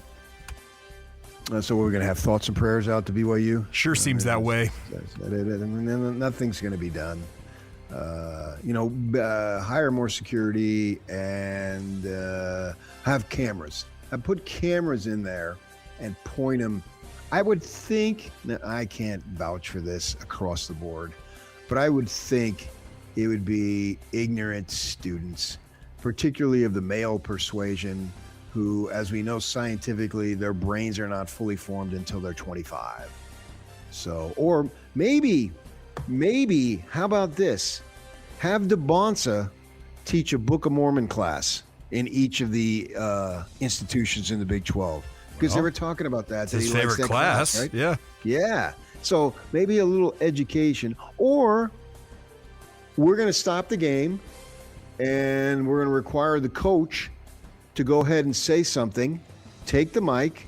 That's been done in the past, because if Kevin Young can hear it, the opposing team's coaches have their president, have their athletic director, have their coach, and maybe a player. And do they do student body elections in college? Have the student body president do something, say something. But these statements that they put out, they don't do anything. They're pointless, right? There's no repercussions. There's no consequence. Maybe a technical foul. Maybe you lose the game.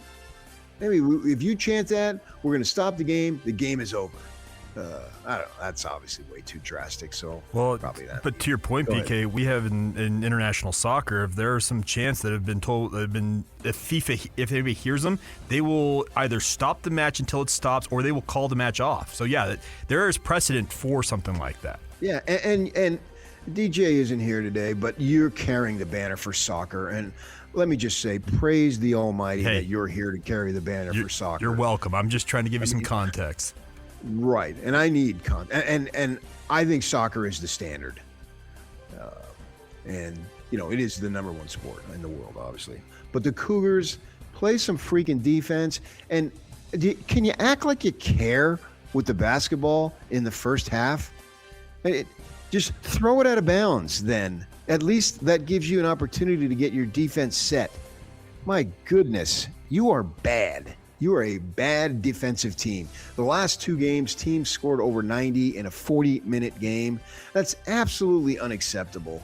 Come on, Kevin Young. You're supposed to be all that. You got 42 assistants over there wearing black last night. Do something about it, because right now you are underachieving, and it is an embarrassment for the money that you paid, and I'm speaking as a whole, not Kevin Young dealing out money himself. The effort that they're putting forth defensively is a flat-out embarrassment, and I don't take any joy in saying that. I'd much rather talk about a win. But right now, completely and totally unacceptable, and I don't think there's any BYU fan, even the hardcore stick up for them at all costs, would argue with me. All right, let's move on to the NFL. Hashtag NFL. Oh, how about this? The Jets, Frank Reich. See you later. His one season in Stanford, that was a weird situation, wasn't it? To Andrew Luck, having him come in and just be the interim coach for a year as Andrew Luck got his feet under him and figured out what to do. Well, he's going to be the OC for the Jets. Now, he's got head coaching experience in the NFL, right? The Colts and the Panthers. And obviously, I just said Stanford, ex-quarterback. And so we'll see what the Jets can do there. We'll see what happens in the draft, too. What direction do the Jets go? Do they make moves? What are they going to do at quarterback? That's always going to be the question. So LaFleur down in Arizona. It's got to be the younger brother. I mean, and I know he's the brother, but he's got to be the younger brother of the Packers coach, right? And he used to be. Wasn't he Salah's OC with the Jets when Zach Wilson was there? He was there, and yeah, it did not go well. Yeah. And so now he's in the circle that just keeps spinning around and around. Nathaniel Hackett, Paul Hackett's son, is going to be the coordinator for Arizona, the offensive coordinator. We'll see how that happens, what happens there. As the Cardinals, they, outside of a couple of runs that they've had, they've been mostly crappy in their 40 years. I think it's coming up. It might be 40 years this year, if I remember, when they moved to Arizona. Mahomes Sr., my gosh, arrested again. Authorities said he violated his probation from a conviction of driving while intoxicated, DWI. He's sentenced to 5 years of probation after pleading guilty in August of 24 to a DWI charge. And he had a high alcohol reading on his ankle monitor in January. So he seems to have an issue there. That is serious and not to be taken lightly, but I don't know what's going on with him. Hopefully he can get some help if he needs it. All right, college football is up next. Hashtag college football. Yeah, I saw this. I'm glad you put this on the rundown. Washington quarterback Damon Williams had a short-lived decision to leave the Huskies. It was a mistake that resulted in, quote, definitely being 19. You get good advice and you get really bad advice at times. We're all human. We all make mistakes. At the end of the day, I'm super blessed to be here with my brothers and my coaches. And just at the University of Washington, I'm just so happy to be here and be blessed, so blessed. Well, I think he had to do that, right? To his teammates. It's like, wait a second, you left, and then there was some issues there and all that. What was he going to go to LSU? Was that the plan? I think that was, but that didn't turn out right. So there you go on that. NCAA formally denying the petition for Ole Miss QB Trinidad Shamlis for another year of eligibility, and now he will have a hope for an injunction from a court in Mississippi to get him the year back. It seems a little arbitrary. Some kids get it, some kids don't. I don't know what the issue is there, but nevertheless, that's what we got. And Tennessee Volunteers QB Joey Aguilar has a court issue a temporary restraining order to give him another year of eligibility. So here we go on that. Everybody wants eligibility, especially, I guess, with money at stake, right? Seems like you ought to get 5 years, and even if you want to play 5 years, 5 years to play 5 years to play 4, whatever. Just give them 5 years. You can do whatever you want in those 5 years, unless there's some rare exception. But the chaos continues in college sports. Now let's go to MLB. Hashtag Major League Baseball. Yeah, I saw this. This was a big story in the world of MLB. Tigers fucking free agent Framber Valdez. He's a good pitcher, good left-handed pitcher. 3-year, $115 million dealer, which comes out to $38.3 million per year. And they didn't want to give that kind of money, I guess, to Skubal, who is Hammond Skeens over there in Pittsburgh. The two best pitchers, both those guys supposed to be in the World Baseball Classic that is coming up next month. So you wonder what's going to happen there. They've got an arbitration hearing. He wants $32 million. And what were they? They were only offering in the high teens. 19. That's what it was. 19. Yeah. Right. And he's really good. A kid from Kingman, Arizona. For all of you Arizona folks who've driven from Phoenix to Vegas, you know where Kingman is. It's about 100 miles outside of Vegas, sort of out in the middle of nowhere. A strange place to be from. Kind of a random place. Not really strange, but random. And he wants $32 million. My guess is the arbitrator is going to give it to him. We'll see what happens there. Okay, the People's Open up next. Hashtag golf. Waste Management. It's in Phoenix. The party time. Been there many times. Covered Johnny Miller. That was the last place he broadcast. He retired on a Friday because he wanted the weekend to be about the tournament. And I was there, covered it, talked to him afterward. Said he enjoyed listening to our show. DJ and PK said I reminded him of him. I like to mix it up. And Johnny Miller was my little golf hero when I was a kid, when I was 14 to 15 years old, because he was really good back then. Did you see they had the Pro-Am? Did you see Travis Kelce, Yak? You see his swing? Yeah. Oh, my gosh. So he tees off the first hole, and that's a pretty good swing.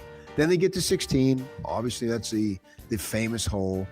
And he puts a draw on it, and the announcer says, oh, that's going to be to the right, because that's what a draw does for the right-handed player, and then it curves in left. He sticks it to what? Maybe 4 feet away? No. Beautiful swing for Travis Kelce. That was fun to see, to watch him do that, to get up there and have that kind of swing. Now, we don't have any locals. Tony Finau's not playing in this one?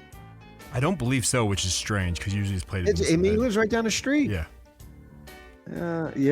Yeah. Okay. All right, let's go on to the Mammoth. Hashtag NHL.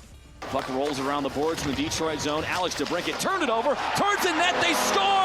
And it's Jersey sneaking one in to make it 1-0, not even a minute in. Utah with a two-man advantage. Mammoth 2 for 4 on the 5-on-3 this year. In front, they score! And it's Nick Schmaltz once again. Gunther re-enters. Gunther speeding in on the backhand, shoots and scores! Dylan Gunther extends Utah's lead, and it's 3-0. All right, and Clayton Keller added the other goal as the Mammoth. They win 4-1 Detroit. They're off for 3 weeks now, so they enter the break at 30-23-4. They're in the playoff.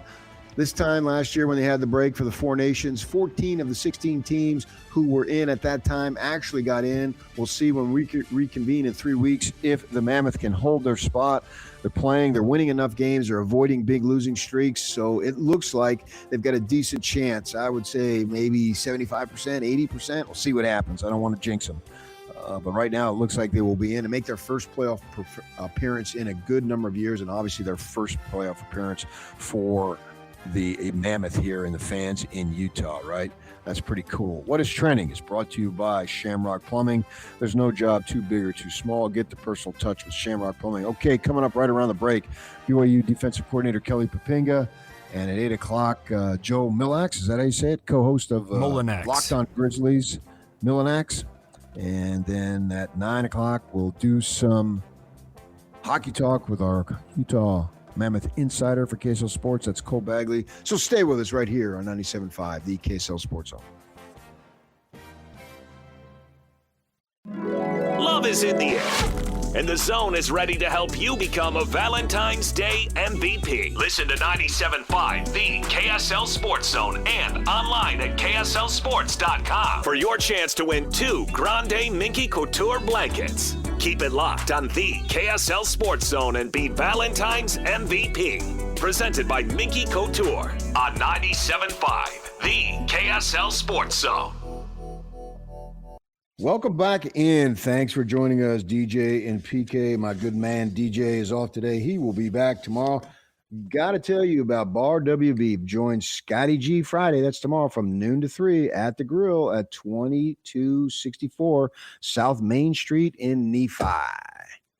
All right, lots to talk about this morning. Yesterday morning at about 11 o'clock, BYU held a Zoom media availability with all their coaches. Kalani Sitake went first, and it's kind of funny. I mean, of all and they did it in pairs. Kalani went by himself.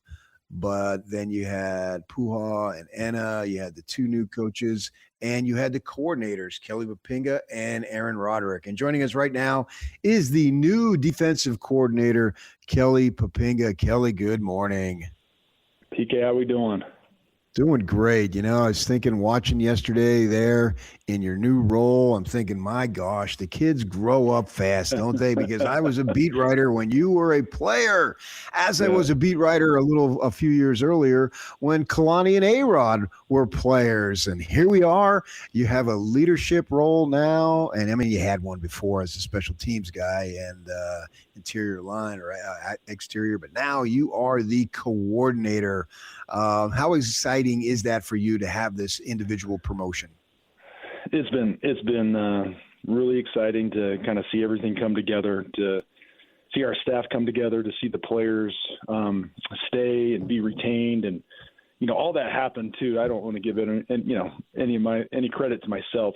That all happened before I even was announced. There was a few players that knew I was staying, but I would really give the leadership of the team a ton of credit there, that we were able to retain all these guys. And so it's exciting to be able to work with all this talent that we have coming back. Not just talent, these guys are exceptional people. And I just think, Kalani's created a great culture, and it's made our players want to stay here or make it really hard for them to leave here. And so it's fun to get a bunch of these really good players back in a first year coordinator role for me, to be able to have the depth and the talent that we have. It's going to make my job a little easier, right? And so excited for that opportunity and the challenge, and very thankful to Kalani to giving me this opportunity. It's funny how much things have changed over the years as far as, recruiting is always a big deal, right? It always has been a big deal. You guys spend a ton of time recruiting. I've seen you sitting there watching high school basketball games, watch sophomores. So they're still 2-3 years away from potentially making a commitment. So you have to establish those relationships, and then you'd have to establish relationships with high school coaches, JC guys, and there'd be a few transfers here and there that would have. Now the transfer portal is huge, but also I think maybe an underappreciated story, Kelly, is now basically the retainment period. I don't even know if that's a phrase, but I'm going to coin that in terms of you've got to make sure that you keep your guys, because you got some really good players. And we've seen guys who follow coaches, and obviously Jay and Gennaro go with Kyle to Michigan. So that was one. Plus there's others, I'm sure. Speak to how important that retainment period is after the season before school starts, to make sure the guys who are vital in your program actually do stay in your program.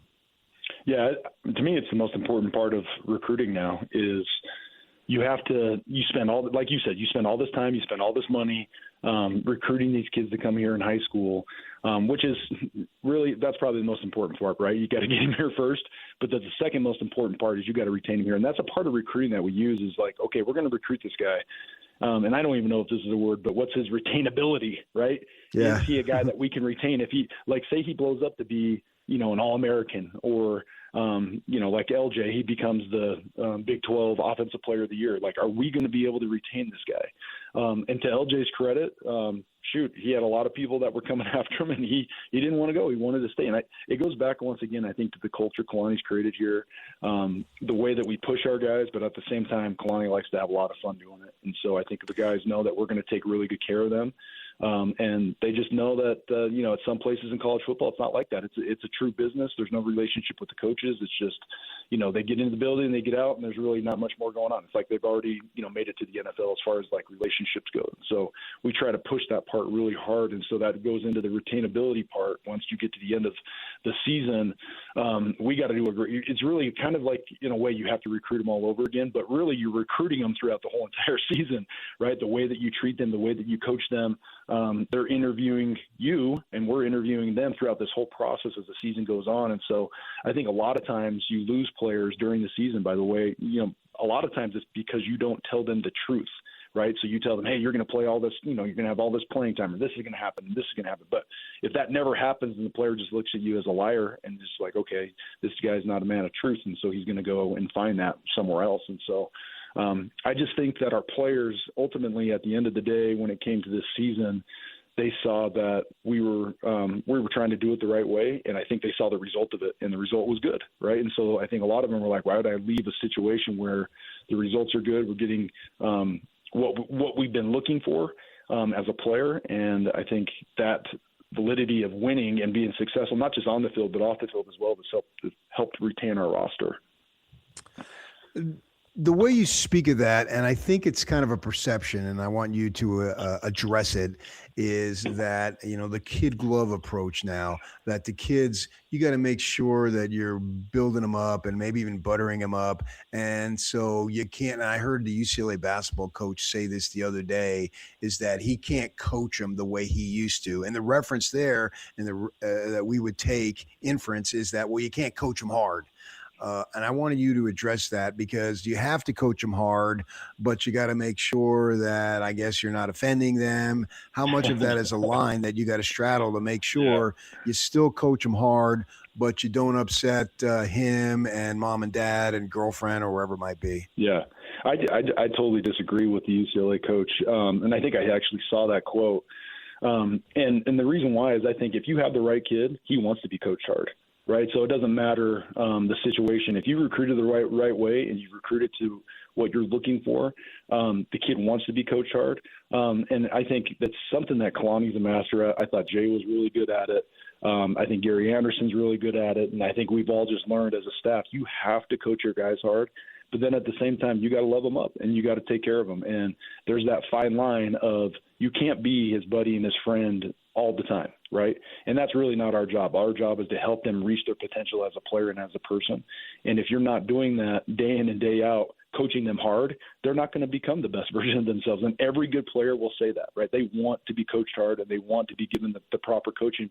If you're not correcting them to help them become a better player, then they see that and they'll go find that, right? So I think there's that fine line right there, is you got to be able to coach a guy hard, but that maybe a minute later or 2 minutes later, you're over on the sideline, you're hugging that guy up and letting him know that you love and care for him.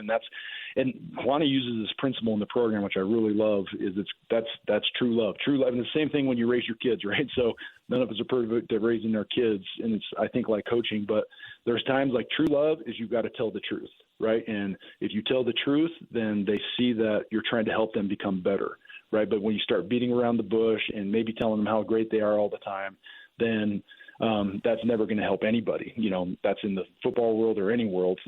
Like, we got to be able to tell the truth, address the truth, and fix it, and that's going to help all of us continue to progress. New BYU defensive coordinator Kelly Poppinga joining us here on 97.5 the KSL Sports Zone. I'm wondering now, as your coordinator, you are the coordinator, each day you're going to be doing things, working, in season, out of season. How much of that changes now from what you were, the literal changes as to how you spend your day and days now that you're the coordinator versus when you were a position coach? Yeah, there's a lot going on. So it just from you're no longer just recruiting your position, but now you're recruiting the whole side of the ball. And we'd all help each other out, but now it's like you're one of the main contacts with every single one of those guys. So I think that takes up a lot of time. It's the same thing when you coach your position.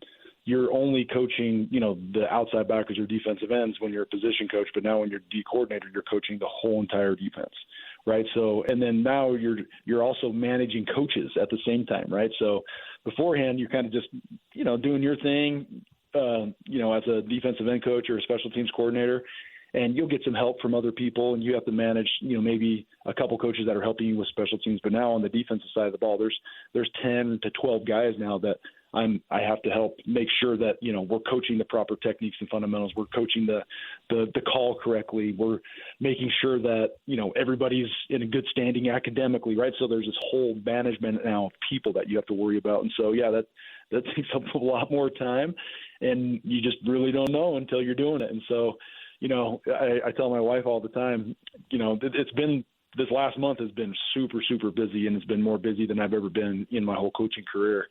And I've gotten home a couple nights a little later than usual, and she's just like, "Are you sure this is what we wanted here?"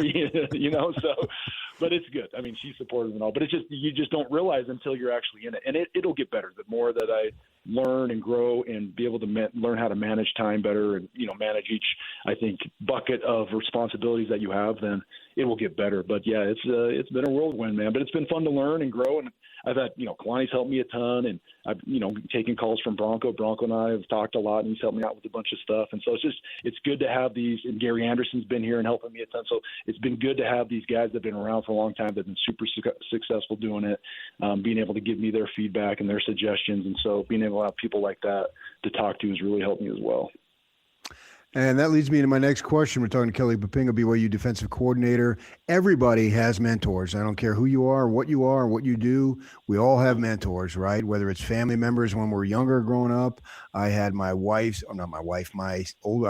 couple older sisters, and one of my sister's husbands was my guy. I didn't have a big brother, and he was my big brother. He was 10 years older than me, and I owe so much of what I am about to him. You recruit Arizona, don't you? You have recruited Arizona. Yep. Yeah, well, he was a soccer coach at Cactus High School. I don't know if you ever made it out Cactus. that way. Yeah. Yeah, the little press box thing, if you enter go the next time, it's got his name on it because he started high school soccer and was one of the gurus in high school soccer. Anyway, he was my guy, and I didn't make a decision without consulting with him because I knew he had my best interest at heart at all times. He's gone now, and I miss him dearly. But anyway, I wanted to hit on your mentors. You already mentioned Bronco. Who else you got? Yeah, I mean, I think for me, obviously Bronco is probably one of the main ones. I was with him for 13 years as a coach, and then, there 3 or 4 as a player. And then I would say just the original defensive staff that I was on, Paul Tidwell, Steve Kafusi, I think those guys were great mentors for me. Even Lance Reynolds, the coach Lance Reynolds helped me out a ton when I was first getting into this business. And Mark Weber, another guy, that original staff that I was on as a young coach, really helped me grow, develop, and know who I am in the coaching world. But as far as just defensive mentors, I would say it has to come down to Bronco. I think Nick Howell's, into that right there. I think even my time at Boise State, I had, Spencer Danielson, who's now the head coach, and Andy Avalos, and Kane Ione. There's tons of people that have been. I've been blessed. I've been put in great situations around great coaches everywhere I've been, from my first time here at BYU to my time at Virginia to my time at Boise, and that's why I brought Demario Warren here, right? Because he was so influential in what I was doing and what we had done at Boise that I thought, man, if I ever have a chance to hire this guy, this can be the first call that I have, and so. There's all these great people, but now if I'm really looking into it, and shoot, Jay Hill was awesome. For 3 years, what I was able to learn from that guy and just a different perspective. So if I had to say who I'd say this defense is going to be based around, it's going to be based around a little bit of Bronco Mendenhall.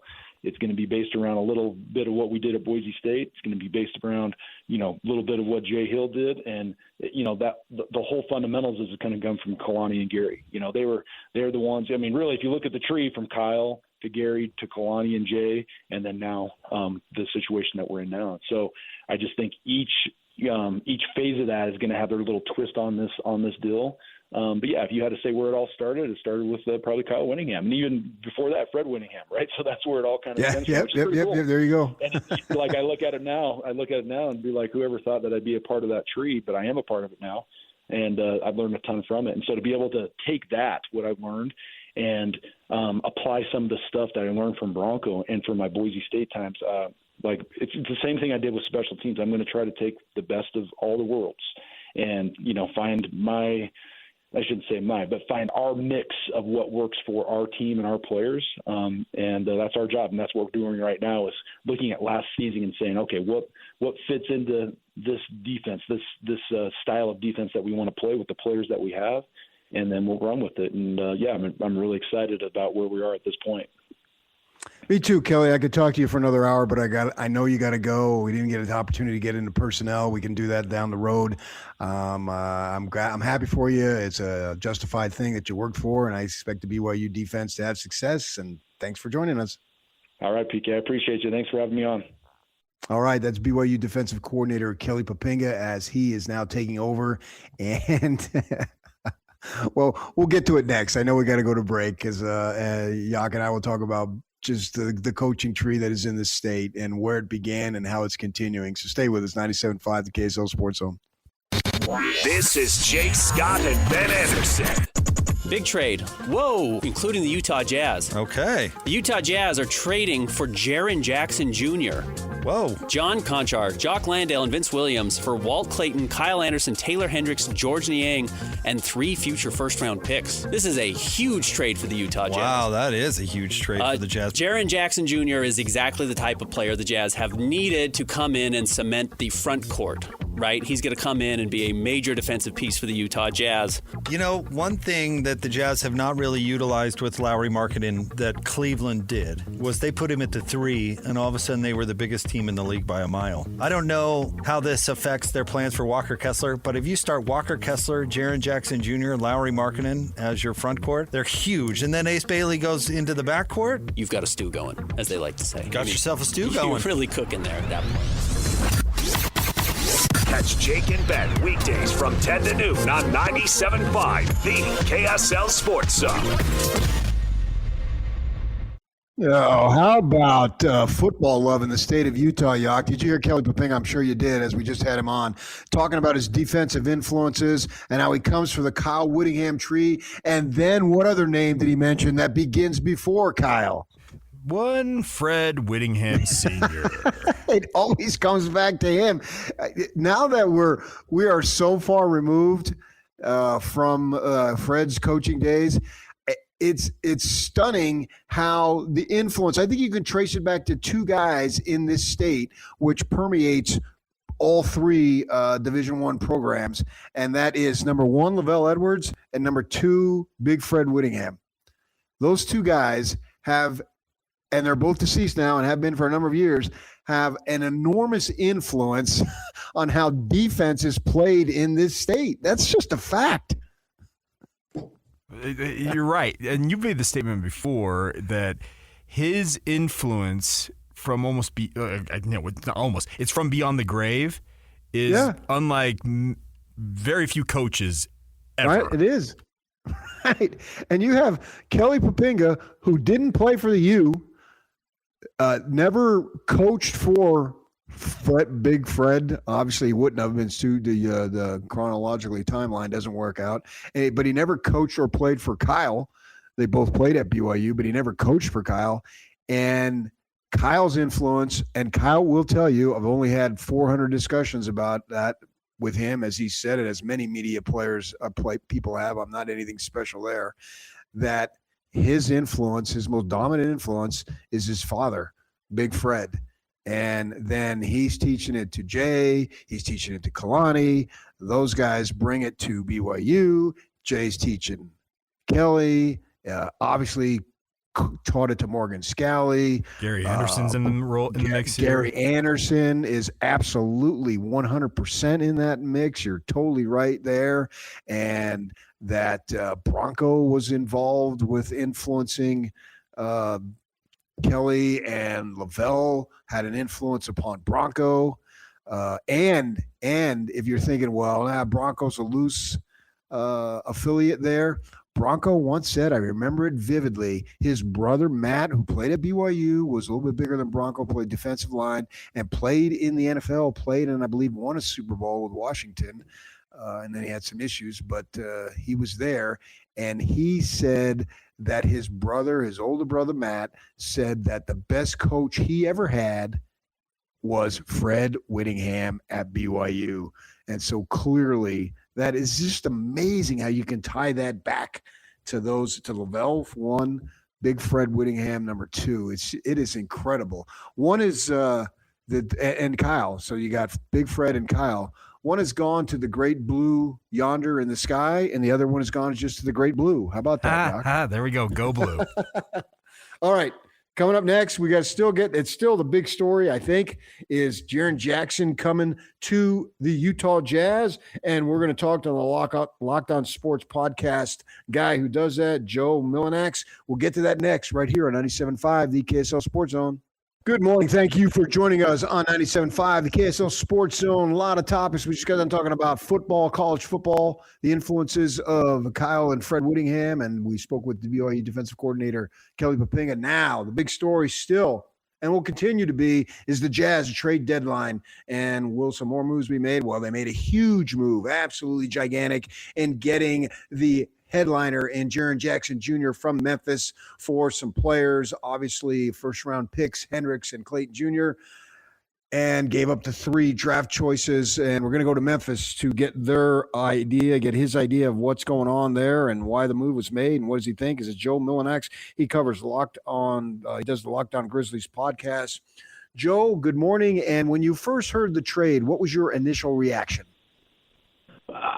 Shock, because I thought John Morant would get traded first. And thanks for having me on. I appreciate the opportunity. I don't think I've ever been in Salt Lake before, so this is good. I think that the biggest surprise was the order of action, because John Morant's availability being leaked was the initial piece of all of this, right? That's what started this journey that the Grizzlies now embark on as they start a pretty hard rebuild, it looks like. And in hindsight, it makes sense because the reports have been going into today even that the demand for John Morant is not there, and that's understandable. The John Morant that we all remember hasn't truly been around for, almost 3 years. So whatever the Grizzlies trade Ja for is probably not going to be what Ja would have been traded for 3 years ago, because that guy, again, hasn't been around. Jaren Jackson Jr. has been around. He has played his tail off. He's a multi-time All-Star, multiple-time All-Defensive Team member, former Defensive Player of the Year. He has grown his offensive game in a really substantial way in the last couple of years with John Morant being in and out of the lineup. He is easily, or was, still hard to say was easily the best two-way player on the Grizzlies. And for that choice to be made and for this to go this way will allow for whatever Ja gets traded for, assuming he gets traded today. It makes it more palatable because the Jazz gave up a decent, I wouldn't say a home run swing of an offer, but a pretty solid double in terms of what comes back to Memphis as they get started on this rebuild. So the first thing I thought was surprise because I thought the order would be inverted, but after a couple of days to reflect, it makes sense to do it this way. Joe Mullinax, who does the Locked On Grizzlies podcast, joining us here on 97.5, the KSL Sports Zone. I want to ask you the type of person Jaren Jackson is, because that's important, because obviously these issues with John Morant that have been on and off the floor has led to all of this. And I would assume that, particularly with the gun stuff and the off the court issues, maybe this doesn't happen if he's not doing all those shenanigans. I can't rewrite history. I don't know, but that obviously that contributed to it. So I think it's important that you got to have a big time person too, because they got to show up to work and they got to set the example, blah, blah, blah.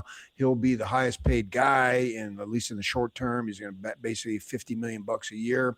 I saw that he put out on a tweet, "Take note," which has sort of been like the Jazz little moniker, right, off the music thing with the "take note." And so that would lead me to believe that he's comfortable with this trade. Can you just speak to your knowledge of him as the type of person he would be and all that goes in with fitting into a team? He's extremely professional. He's the vice president, I believe, of the Players Association. His father was an NBA player. His mother, very active in the WNBA and in other places in their player organization, that sort of stuff. So he has been shown the way to be a professional basketball player, and that's absolutely what he was for the Memphis Grizzlies. I think that there is a lot that goes into the way that you carry yourself. John Morant gets a bad knock for the suspension and the gun stuff. He hasn't had any issues with that since that time. The suspension he had this year was with a coach interaction with the Grizzlies head coach, Tomas Isolo. So I'm not saying you're saying that. The John Morant issue is availability in all of the forms that it comes in, right? The fact that he's been hurt, that he hasn't played 7 consecutive games in almost 3 years now. That is where the problems with Ja reside. That wasn't a problem with Jaren. Jaren's had injuries. Jaren has missed time. But when he has been there, it's been consistent. He's been a consistent player. There's things that he's consistently not going to do that may frustrate Jazz fans, and we can talk more about that here in a moment. But in terms of the way he'll represent the organization, he was always the guy, whether it was, the Martin Luther King Jr. Day game, that's a big deal in Memphis, whether it was, the end of season, the last home game, he was the guy that talked to the fans, right? He was the guy, thanks for being here, thanks for supporting us. While Ja Morant was the more popular and famous Memphis Grizzly, Jaren was the face of the organization, at least in terms of representing the team, doing charity work. The stuff he did for women's sports in Memphis was extremely important. So I think that he is going to be a wonderful addition to the Jazz, both on and off the court. All right, that's good news. We watch the NBA, we watch all the Jazz games, obviously, but it's hard to study guys when you're not watching them day in and day out and know completely about them like you do.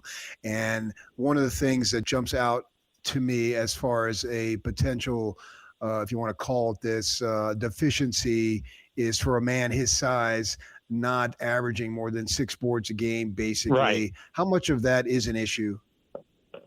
I mean, if you have an issue with that, it's an issue. I don't see him changing the way that he plays. But when Jaren has been at his best in his career, he has been able to play next to true centers that kind of take care of that problem for him, whether it's Steven Adams, Jonas Valanciunas, Zach Edey, obviously, most recently. And if I recall, he may not be playing right now, but you guys have a pretty good true center there in Utah that, assuming he returns in restricted free agency, that's not going to be a problem for the Jazz. You have Walker Kessler, who can be that guy like Zach Edey was, and like Jonas Valanciunas, and like Steven Adams was. Jaren thrives where he's able to be a more perimeter-based big. He's one of the best isolation scorers in the entire NBA. He hits the three at a pretty solid clip. The rebounding thing, if you want your 6'11", 245-pound guy to rebound, that's going to make you mad. Like, we've had plenty of people in Memphis in the comments over on Locked On Grizzlies. There was a section of the fan base, I would certainly not say it's the majority, but there was a section of the fan base celebrating this trade because they were that frustrated by having a 6'11", 240. You'll see him and you'll be impressed by his stature, and yet he'll average 5 or 6 rebounds a game, and that will frustrate some of your fans. But if you have a front court that could potentially be the biggest front court in the NBA next season, I don't know how much that matters, and that might be part of the Jazz's logic. They're interested in Jaren, the player, for what he is, not what he isn't. Right, and that's important to note, too. Joel Mullinax, who does Locked On Grizzlies podcast, joining us on the 97.5, the KSL Sports Zone. This is a speculative question, but I want your opinion because you follow the NBA, and obviously you've seen Markkanen's game. And Kessler is going to be a true 5. There's no doubt about it, and we'll see if he gets re-signed and all that. But whether he does or doesn't, that position is probably going to be held by a true 5 who's going to be interested in clogging the lane defensively and rebounding, because they got 2 now highly skilled guys on the wings with Markkanen and Jaren Jackson. So your lineup basically calls for somebody who's going to do the grunt work. I don't think there's any question about that. I assume it's going to be Kessler, and we will until we hear otherwise. But the point I'm asking for you is, how do you think he's going to mesh with somebody like Markkanen, who's a highly skilled big man himself and can do a lot of things at basically all 3 levels of scoring? And how do you think that's going to go with Jaren Jackson's game? It's going to be fascinating to watch how the Jazz build this roster, because it could be one of those situations where they start together. Like, I don't see a world where Jaren Jackson Jr. comes off the bench, and certainly Markkanen won't either. But maybe they play a lot separately, if that makes sense. Having a player like Markkanen or even Jaren, I guess, in theory, as your 3, depending on matchups in the NBA, it's awesome to be that big, but you're going to have some teams that are going to be able to run around you a little bit. I'm curious moving forward if that's your starting group, but then you have Markkanen slide down to the 4, and Jaren is one of your first guys out in the rotation, if that makes sense. And then Jaren comes back in and replaces Markkanen.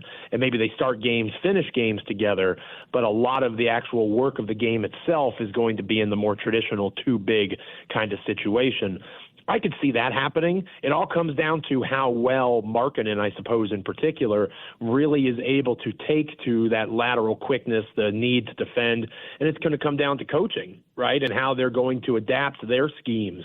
Okay, now you have one of the biggest starting front courts, if not the biggest starting front court in the National Basketball Association. How do you maximize the strengths of that, and how do you minimize the weaknesses? That's what coaching is putting your players in the best position to be successful. I think Markkanen is a well-tooled player enough that they can make it work, but I also think it's malleable enough that it allows for them to really do some interesting things with their rotations moving forward. Jaren Jackson is a former Defensive Player of the Year, which gets our attention. Rudy Gobert has won that award several times for the Jazz. Speak to the type of defensive player he is. He's excellent in terms of weak side rim protection. He's very good at timing his blocks. That's part of the reason he has the foul issues that he's had in the past is he goes up for blocks. They call him the Block Panther for a reason. I think that he is somebody that is really going to thrive as long as he's next to a true big. Because, again, you're going to see him, you're going to think, oh, man, if this guy played the 5, imagine all that's possible. He can do that, but that's not his strength. He's really at his best where he's able to be that weak side help defender, clean up the mess that maybe happens on the perimeter. And that also could be part of the Jazz's thought process. If you pair him or at least keep him as close in defensive hedging and rotations with Markkanen as possible, if somebody does blow by Markkanen on the perimeter, you've got Jaren there to help him on the back end.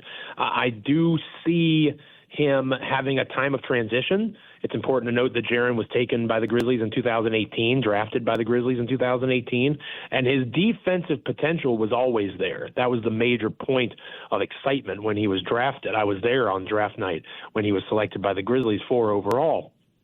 I do think that the Jazz are going to have to find ways to make sure that if they want him to get back to that Defensive Player of the Year level, and there were flashes of that this year, it has to be as that weak side help defender. You're not going to say, okay, he's the Defensive Player of the Year like Marcus Smart was or like somebody else was, and you just man him up and say, go. It has to be similar to Gobert in that allowing him to be that rim protector, make things more difficult in the paint, and that's going to be, the job of Kessler, the job of Markkanen. Jaren is an imperfect star. There are specific parts of his game that are flawed, but if you build around him with people that complement, yin to the yang kind of idea, then he's going to be maximized for you. And we've seen that in Memphis, and I have all the confidence in the world that can be done in Utah too. The Block Panther. I love wordplay. Who gets credit for that? The Memphis Grizzlies do. I don't know who in the fan base did it, but that was as part of their goodbye video that they posted on social media. That's been his nickname for a while, but they reminded us of Block Panther, yeah. I like it. I hadn't heard that. I didn't. Feel free to take it. But yeah, it's yours now. Yeah, there we go. We will use that.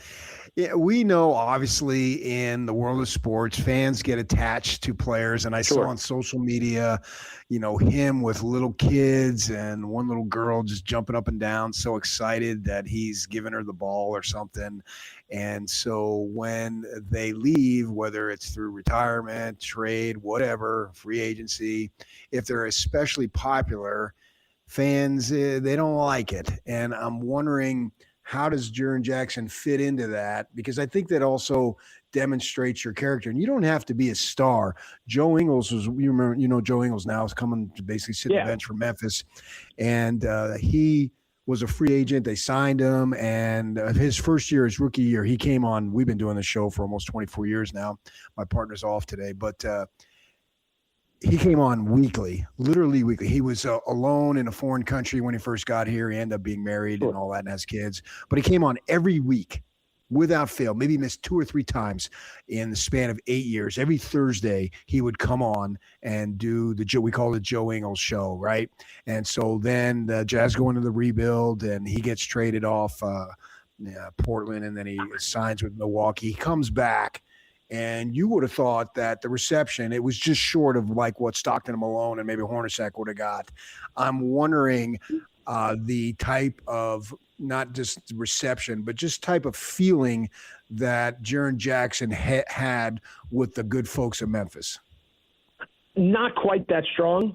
I do think that Jaren is going to get a lot of solid reception because I think the Grizzlies and the Jazz play in like a week and a half or so, maybe 2 weeks.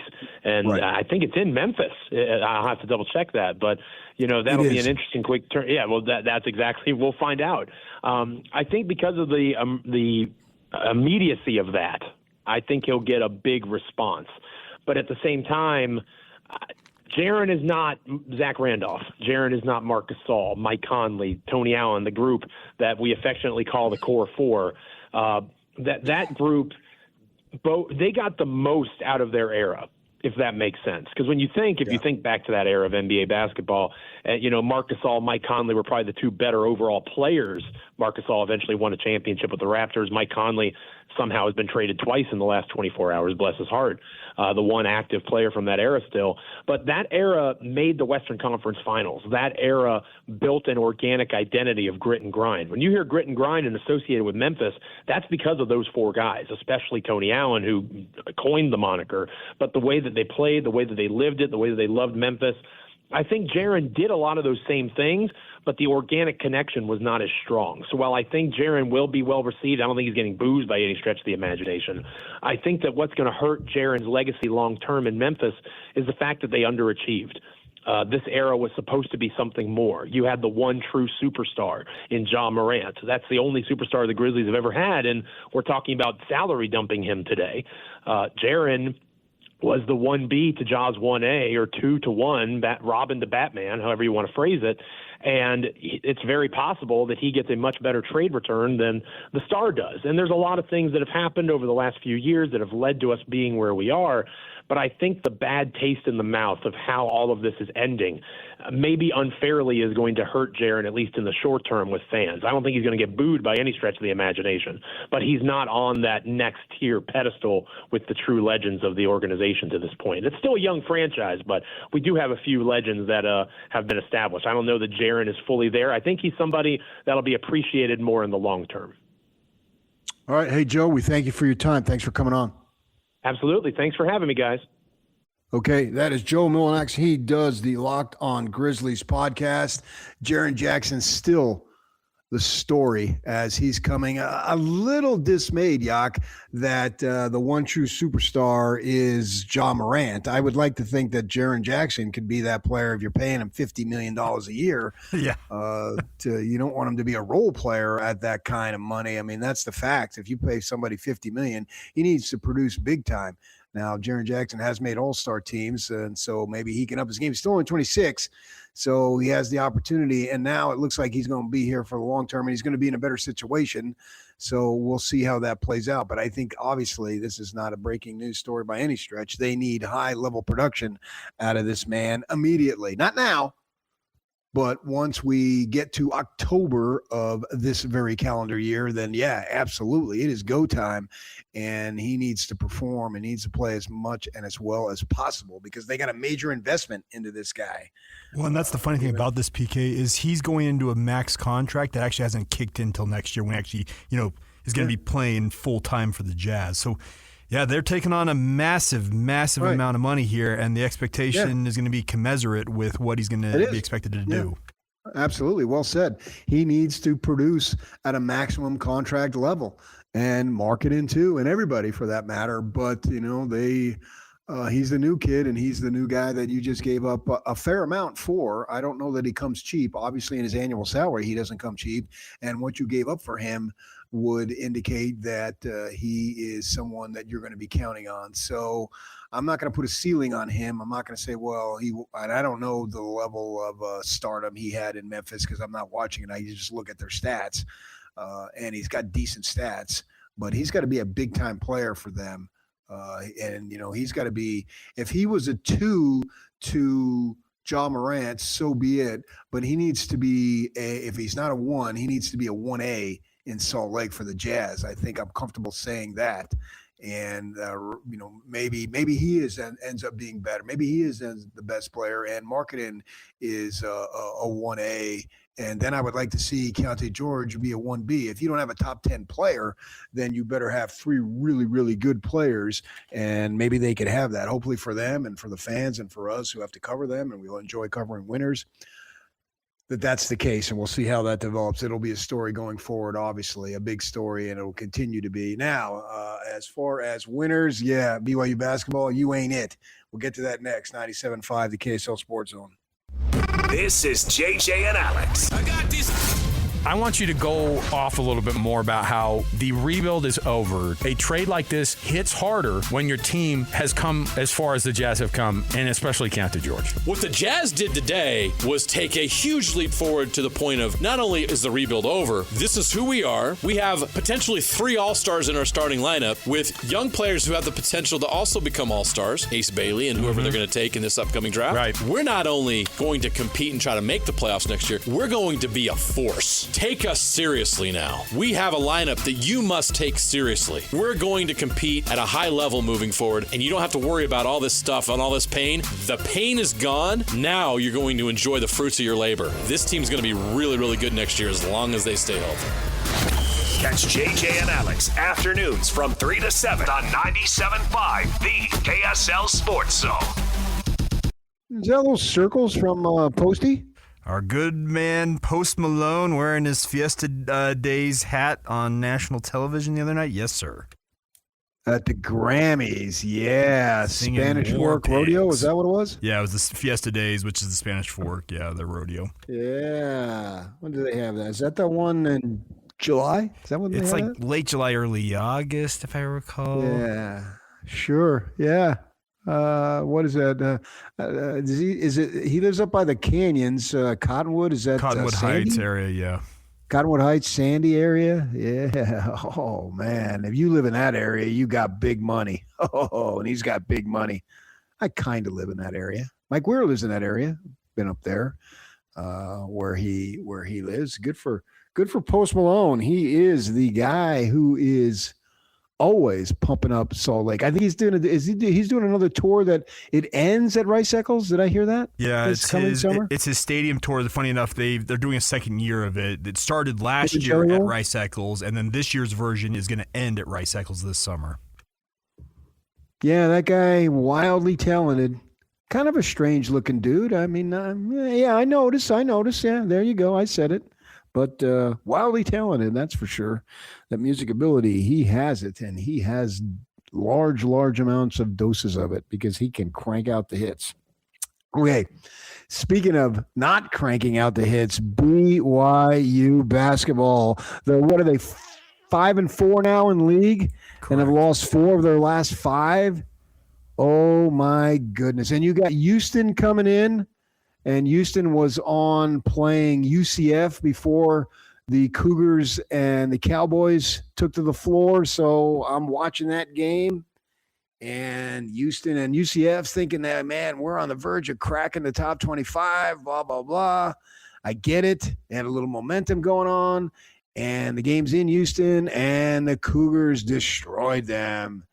They're the best defensive team in the conference. I mean, I haven't looked at the numbers, but looking at the eyes, I don't necessarily need to look at the numbers. They guard the heck out of you, and they got some athletes, and they're coming in the Marriott Center. I think that's a late game. Is it 8:30 Saturday night? Yep, our guy Fran Fraschilla will be calling it. Oh, good. I love Fran Fraschilla, man. Covered him when he was in New Mexico coach many years ago, and he told me, boy, they put me in a cowboy hat and cowboy boots, and I'm from New York City. I was out of place. I said, Fran, I know what you're talking about because I moved just across the bridge out to Arizona, and I was not a cowboy. I may have liked watching the Cowboys, but I was not a cowboy. It took me a little bit of time to adjust. And obviously, Fran has been an expert here in the broadcasting industry and evaluating talent. So looking forward to that game. But my goodness gracious, watching BYU play, I couldn't have been more disappointed. You gotta tell it like it is. I mean, somebody described me as obnoxious, but he tells the truth. Well, I don't think I'm being obnoxious, but I believe I'm telling the truth. That is just not near good enough. You've allowed 2 teams now to score 90 points in a 40-minute game. Oh my goodness. And I'm a Rick Majerus disciple. We talked about Kelly Poppinga and who he's a disciple of as we had him on. You can get that wherever you enjoy your podcasts, as DJ would say. And talking about who are his mentors. Well, when it comes to basketball, covering Majerus for 10 years when I worked with the Watchdog, that had a major influence on me. And everything was about defense. That is for sure. Defense. Allowing so many easy shots at the rim. It's shooting over 50%, which would be indicative of scoring 50 or 90 points, and turning the ball over as soft as they were in the first half. What the heck was that? Come on. Now, these kids, you're getting money, man, so you can amp up the criticism.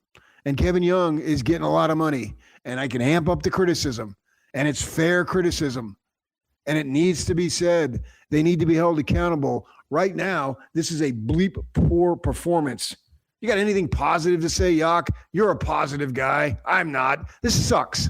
Well, yeah, there's nothing – you can't defend what they did last night. And the funny thing about this, PK, is what's been their big issue defensively most of the year? It's been defending the perimeter, right? Well, last night they held Oklahoma State to 7 of 21 shooting from the perimeter, so 33%. Not awful, but not great. But then – so you defend the perimeter a little bit better, and then you allow 52 paint points?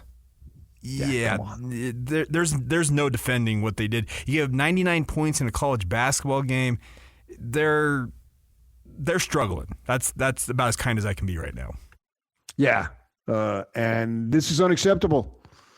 This is not the way it was supposed to be. No. Okay, you lost a close game to Arizona.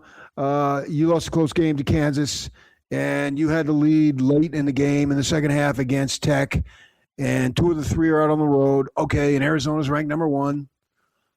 I believe in the next day or two, Tommy Lloyd will be on the midday show, is what I was told. So he coaches Arizona. Look forward to that.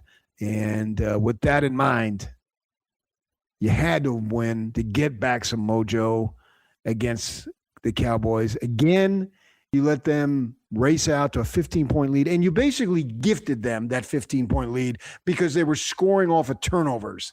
Yeah, they had 8 in the first 10 minutes. Yes, you were so stinking soft with the basketball. Come on. No. Show some toughness. Show some grit. Show some heart. Now, they got back in the game, and then they went up by 5 or so in the second half, and I thought, okay, they got it under control. But nope. Here come them Cowboys once again, another opponent just having no fear of BYU. And they stormed the floor. Fine. It was the first win, a quad 1 win in 2 years, whatever it is. All right, whatever. But beating BYU is no big deal anymore as far as I'm concerned. Now, they still have time, but we've been saying this for weeks. They still have time. We're running out of time, man. And Houston, you're going to drop to 5-5. How are you going to spin that? Put the question up on Facebook. What is wrong with BYU basketball? Ryan, didn't spend enough money. Where's Crumble Cookie to the rescue this time? Well, I mean, it is not. They are a bunch of crumbling cookies. They got to get going. Brady, I don't understand how their defense is top 25. There's no urgency at all on defense. They're always chasing their man and won't contest shots. They turn the ball over way too much, and that is 4 A's. So it's way. I get it. KY needs to bench Davis Jr. He's got to mix it up because the current lineups and games are not clearly working. Hopefully the losing streak gives him a quick, swift kick and you-know-whats and wakes them up. Yeah. The problem is I don't know what Kevin Young can do personnel-wise. Playing time. Seems like you're sort of rearranging the chairs a little bit. Ball went in the hoop way too much for the other team. Thank you, Jim Boylan. Depth and these coaching. I believe that you win as a team and you lose as a team. And so if you want to single out individuals, fine. But I believe it's everybody. Now, obviously, DeBonsa, what did he have, 36? So he's scoring. I just don't want it to get to the point where he's thinking, okay, I got another 5 weeks of this, and then I'm off to the NBA, so I'm just going to get mine. I'm not saying he's going to do that. Yeah, but to your point, you keep losing. Yeah, you keep losing, and it could turn into that. The one thing about AJ last night is, he scored the 36, but he had moments in that game. He helped them propel them to that. They tied the game at halftime. He had a big dunk at the end of half, that 19-4 run, and it felt like they may have kind of turned the corner at that point. But then, to your point, as the second half wore on, defense just went to complete tatters, and they had no adjustment, and that's the concern. You mentioned the fact personnel wise, I don't think they have anybody that can throw out there. They threw out Dominic Diamande. They threw out Alexei Kostas, these guys who are deep on the bench right now, to see if they had any juice, and none of it worked. So, yeah, it's pretty broken right now. Yeah. Robert says nothing. Big 12 has good to great team, and most of them are better than BYU. Is Oklahoma State better than BYU? Okay, on last night's results, sure, but are they better than BYU? I don't think so. On paper, no, but they do have the result now. They do that, but that shouldn't have happened. It shouldn't have happened whatsoever. And maybe this will motivate them. Maybe it's time to kick butt a little bit. The Bonds had, at one point, he did have more turnovers than points, and KY did take him out of the game. So that's good. He put him back in. I mean, I think I don't know that I can look at individual player A, B, C, D and say, you're the problem. You must go to the bench. Kennard Davis now has the guy who's the whipping guy, and I'm not sure that's really all on him, because if you allow a team to score 99 points, I think that's not one individual who's at fault. So they've got to take a look at themselves, and we can talk all the cliches we want, but it's all about performance. And right now they just don't have it. I mean, missing Dawson, I mean, we're going to make excuses. Dawson is the guy. He's the defensive stopper. No, he's not the defensive stopper, PK. That's Dawson Baker is your sixth man offensive weapon. That's what you're missing. Come in and shoot, give you a spark. And that's not what the issue is. They scored 92 points last night. The offense is not the issue. Right. Exactly. Yeah. And I like to see DeBonsa take over. Just say, boys, if we're going to go down, we're going to go down with me leading the way, shooting and doing all that I can do. I'm totally fine with that. You just wonder, and this is out there, and it's got to be me, the one who's going to say it, because I don't know that it's going to be said. Are you bypassing some LDS talent for some other guys that you think might be better, but are they really better? And then once you get down to 7, 8, and 9 in rotation, don't you need those guys to just be role players anyway? Now, I was told that they didn't recruit the big man who's at Clemson, who was at UVU and played at Corner Canyon. I'm not positive on that, but that's what I heard. And this guy can help them. So maybe you need to look at more guys that Dave Rose would call them squad guys, who can come in and they're grateful to be at BYU. It's not a transaction for them. They're not coming to BYU because they can get the money, and that's why, and then they can play for a winning team. They're coming to BYU because they want to be at BYU. Okay, so I will just some of those guys.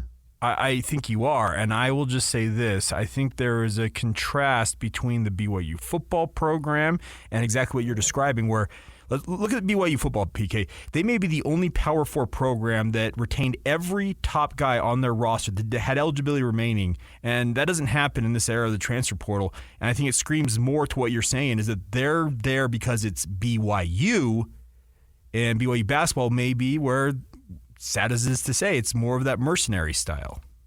Right. And I think that's a worthy discussion. It's a hard discussion to have. People don't want to hear it. I get it. But it's worthy to discuss, and maybe Kevin Young needs to figure that out. There was a time when BYU was having losing seasons in football 20-some years ago, and they were bringing in some kids, and it didn't work. And that might have been some character issues. I'm not saying that that's the case here by any stretch. I'm not intimating or insinuating that whatsoever. But the point I'm making, you got a couple of top-end guys, and that's great.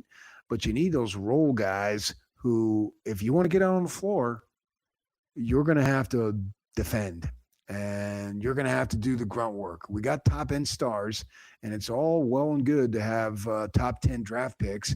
But and last year it did well. It translated into a Sweet 16 appearance for a program that doesn't make many Sweet 16 appearances. And maybe this year, and hopefully this year they get there, and maybe they're going to have the last laugh. But right now, they're not giving enough effort. They're not doing what they need to do, and they need to be called on it. And I have no problem being a person along with others to do that. And I expect more, and so do the fans. And hopefully for them, they'll get to the point where they get more. All right, we got hockey. We talk about the Grizzlies coming up at the top of the hour. Reset what we've been talking about a little bit. Stay with us right here, 97.5, the KSL Sports Zone. This is Jake Scott and Ben Anderson. Big trade. Whoa, including the Utah Jazz. Okay. The Utah Jazz are trading for Jaren Jackson Jr.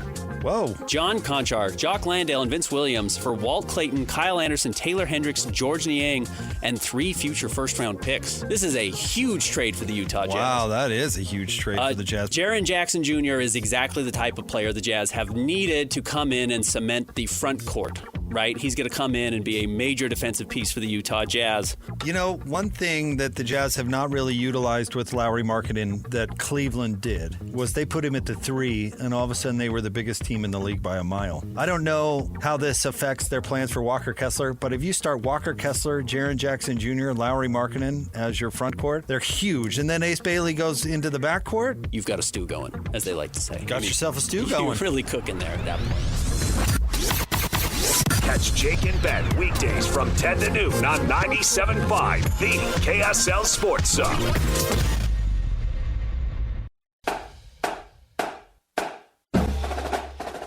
The John Watson Northern Utah High School Players of the Week Award honors the top boys and girls prep basketball players each week during the high school basketball season. Our winners this week were Izzy Wyaskett from Clearfield High School and Elliot Bendinger from Woods Cross High School. Wyaskett scored 21 points to lead the Falcons to a win over Bonneville in Region 5 action last week. Bendinger had 28 points and 9 rebounds in an overtime victory over Alta, then added another 19 points in a rout of Skyline. See why new and used car buyers give John Watson Chevrolet more 5-star reviews than any other Chevy dealer in Utah.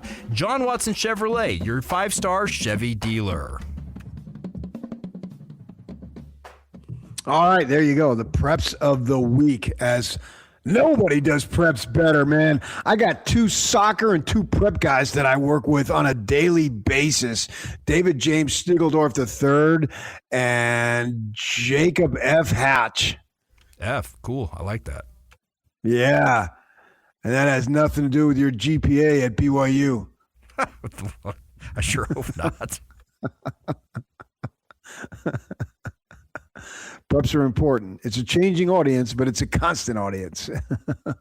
When your kids are in it, you're way into it. And then you move on. And you end up, depending on how many kids you end up having, you may be into it for 15, 20 years. It just depends as far as that goes. But it's an important part of life. It's a great opportunity for the boys and girls to participate. I am a big fan of all that. And can you take it too far? Yeah, I'm at the top of the line when it came to that. That's for sure. So I've got to give a shout out to the preps. And I also have to give a shout out to the Utah State Aggies. You know, I've been to the pit many, many times. I've been to the pit. I enjoyed going there. But, Yak, their media food sucked. They'd give you a voucher for just a boiled hot dog, and you had to stand in line to get it. Yeah, it was no green chili? No. At least in my day. They got some of the best food in all of America. Speaking of, like, New Mexico, Albuquerque, Santa Fe, that area, that green chili and everything inspired. And they're giving you a coupon for a hot dog? That's what they would do. So what we would do particularly when I was covering the Utes, I covered the Cougars there too. But when I was covering the Utes, we would go just right adjacent campus there. There's a place called Quarters, and it would be packed with Lobo fans. And I would go when we would play there when I was covering the Utes, and the place would be packed because the Utes had great teams then. And I'd go with Bruce Woodbury, who was a sports information athletic administrator, and Bill Markoff, my guy, Bill Markoff. Love the man. I love Bruce Woodbury for that matter, too. Both of them are deceased. I think about them often. I made great memories at that time because we'd go and they'd get, and it was a Southwestern barbecue place, and they would get like the 36 plate ribs, right? And then they'd fight over who had more ribs than the other guy. There'd be 3 ribs left. who would get 2, who'd get 1, and it was a tradition. And it's funny when you're growing up on. I mean, obviously I was an adult, but when you're going through life, you end up doing some things that you don't realize when it's gone, that it was really going to mean something more to you, almost more than it did, maybe even more than it did when you're actually doing it. And now that both those guys, they were legends in their own fields, that they're both gone, that, oh man, I miss that. I miss going to Albuquerque, going to quarters, eating there before the games, and then taking the short drive over. And I don't know if Scotty does that, or probably not, because he's got, I don't even know if he knows about it. But I got to give a shout out to the Aggies for going into the pit and beating the Lobos, who was a first place team anyway. I mean, not anymore, and beating them by 20. And Jared Calhoun, we got to get Scotty on at some point, and I'll ask him. A lot of these Aggies coaches that have left they've all had a string of success, but is my guy, and that's Odom and Springer. They've moved on. Is Calhoun the best of them? Is he up there with Stu Morrill in recent times as a great, great basketball coach? Because when I watch them play, man, they sure look like they know what they're doing. And they're a fun team to watch with the new guys that he brought in, and Templin is a holdover, and my guy, Mason Falslev, local kid from up there, great player, can do pretty much of everything. The guy's a winner. He's a winner through and through, man. That is for sure. Phenomenal athlete. He can help you win ball games, man. Just a great player for Utah State. So I'm excited to see what they do. They're at Wyoming on Saturday as we start to move down the stretch of the conference season, about a month to go with 9 games or so, depending on how many you've played left. So I want to recognize Utah State Aggies for coming up with a huge win in New Mexico, which I know full well, covering BYU and Utah, that's a tough place. Okay, I'm going to talk some hockey. The Mammoth are off for the break, and the Olympic hockey, which begins today, gets going. I think the women are on the ice, and then they go. Opening ceremonies tomorrow. We'll have all that stuff available for you to watch on KSL TV Channel 5. Do not miss any of it. I'm looking forward to it. We're going to talk to Cole Bagley, our KSL Sports Insider for the Mammoth. Stay with us right here on 97.5, the KSL Sports Zone. Whether you're stuck in the Welcome back in. The 9 o'clock hour is underway right here on 97.5, the KSL Sports Zone. David James Nickeldorf III is off today. He'll be back tomorrow. DJ and PK will be back in all of its glory as we roll on in the sports world. The Olympics taking center stage starting today and tomorrow. As I've been saying, you can catch all the action on Channel 5, KSL TV. And hockey is going to be obviously a marquee sport at the Olympics over there in Italy. Sam Farnsworth and others are there covering it for us. Excited to see what Clayton Keller can do playing on an international stage at the highest level, doing well. The captain, as they call him, for the Utah Mammoth. They roll into the break. As far as that goes, what they've been able to do has been pretty good here of late, so we're excited for them to see what they can do. And Cole Bagley is there. Cole is our KSL Sports Insider. You were on the last road trip, right, Cole? Yes, sir. Yeah, that was pretty good, and until that one game when they scored like 15 goals in 14 seconds. That was pretty wild, but that had been entertaining, though. Yeah, it was a great road trip. That was one of their kind of short gauntlet Eastern road trips where, kind of the saying is in the NHL, if you can go on the road and win 50% of those games, that's a success. Obviously, you're going to aim to win as many as possible, but, to go on the road against 4 really good teams, to pick up a division 4-point swing game against Nashville, to push Tampa to their limits, to steal 2 points from Florida, and then of course, it would have been nice to pick up an additional 2 against Carolina, and they were certainly on track for that as they led by 2 goals with, 2 minutes left. But, just kind of a fluke ending, but it was still great. And, those are some fun hockey towns that I would highly recommend any fans try to make their way out to if they ever have a chance. Cole Bagley is our KSL Sports Insider. You can read all of his stuff at KSLSports.com and everything that they post there. And all Utah Mammoth interviews are brought to you by Hercules First Federal Credit Union, growing stronger together. And, we just played updates that we do. Growing stronger together is the tagline for Hercules First Federal Credit Union. And Coach Bear, Andre Tournier, was talking about the versatility of the team. Now that they've had some youngsters begin to come of age and they've added some veterans, speak to the versatility that this team has and Tournier has at his disposal. Yeah, I think that's one of the number one reasons to their success this year. They're currently sitting at the top wild card spot going into the break, which I think was more or less the goal when the season started, and certainly as they came back from the short holiday break into this about 15-game stretch before the Olympics, was not just to compete for a wild card spot, but to be in one as the break, and they're able to do that. And they picked up a lot of wins. I think they won in their last 10. They were 7-3, and I think of the 15 games that they played over the last about 5 weeks, they won 11 or 12 of those. So.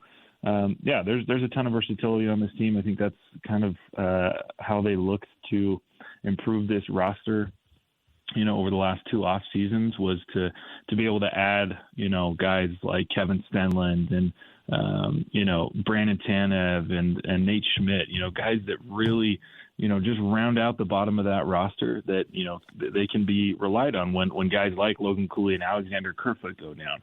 That to me is one of the most impressive things about this team is since Logan Cooley went down, they won about 70% of their games. I think a lot of people kind of started to write off the season when they saw Cooley go down, and it's understandable, right? He's arguably their best overall player. He's one of the brightest young players in the National Hockey League, and so, he's missed almost the last, I think, 28 games.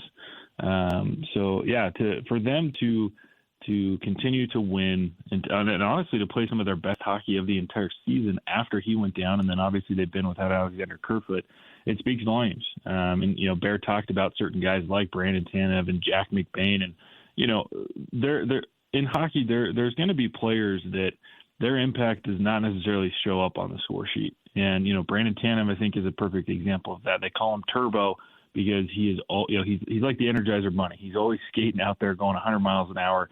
He's delivering hits. He's harsh on the forecheck. That plays an impact, on their ability to win pucks back in the offensive zone, to control the neutral zone. And, and when he spoke about Jack McBain, Jack signed a fairly significant extension. And, in terms of points, he's got 19. I don't know that he's necessarily played into that extension in terms of point production, but what he's done is he's impacted the game in other ways. He has been a huge part of the success of that third line. He's able to play really physical. He's answered the bell on some fights, and he crowds the net front really well, which opens up space for his line mates. So, yeah, any way you look at it, this team, it's been the entire roster has really helped them find success this year. It's not just one or two players, but it's everybody on this team. Cole Bagley, our KSL Sports insider for the Utah Mammoth, joining us. You spoke of Cooley. Can I assume after the break he's back, which is 3 more weeks? Yeah, it's certainly trending in that direction. Over the last 2 weeks, he's made a ton of progress every single day. It was like every single day you'd show up to practice and he's doing something that's a step ahead of where he was the day before. Whether that was joining the guys towards the end of morning skate, to elevating towards spending the entire morning skate with the guys, to participating in drills, and then eventually yesterday he skated some lines. He's still wearing a non-contact sweater, but I had an opportunity to watch him after practice for about 15-20 minutes, and just based on the eye test, he looks like he's very, very close. And Coach Tournier was able to ask him yesterday during practice, said, hey, where are Logan Cooley and Alexander Kerfoot at? He said, look, they're not day-to-day yet, but it's coming. It's very close. So I would anticipate that, these guys are going to get about 3 weeks off. They don't play for another 20 days. So by that point, Cooley should be in a position where, he can rejoin the lineup. Last year at this time when they had the break, the Four Nations deal, I saw where of the 16 teams, if the season had ended right then, obviously it doesn't, but 14 of the 16 stayed on and got into the postseason. Now, nothing is assured until it literally is for this team. But I'm thinking they're obviously in a good spot, a much better spot than last year. What do you think? And obviously win the games is the number one thing, but what do you think beyond that in terms of what they need to do to win the games that they need to do as they close out the stretch run to secure that playoff bid? Yeah, it's to keep the same mentality. And that's what, the guys that we talked to last night, Dylan Gunther and Karel Vejmelka, that was the message, Gunther even reflected on last year. He said, look, we can have a good break. We can enjoy it, but we need to stay in shape and we need to take advantage of this time and maintain that same mindset. He said, we played well last year, but not good enough. And and then he talked about how hot St. Louis got, and a lot of teams came off flying, and that they just they played well, but it was, just too far out of reach for them to ever catch St. Louis. Utah needs to be that team this year. They need to do what St. Louis did last year, where they come back, they have the same mindset that they have right now because they're playing their best hockey. They're starting to peak, and they're peaking at the right time. This is when you want to be playing your best hockey. It's coming down the final stretch. There's with about 20, 25 games left, where you're clicking on all cylinders. Everybody's on the same page. You're playing with confidence, and you know that when you go into a hockey game that you have a really good chance to win it. That's what I was part of a conversation last week where that's exactly what Sean Dursey was explaining is, look, we know who we are now. We know what our identity is. And if we can play that way, we have full confidence that we can beat anybody. And that's what they need to do. And that's what we saw last night against Detroit.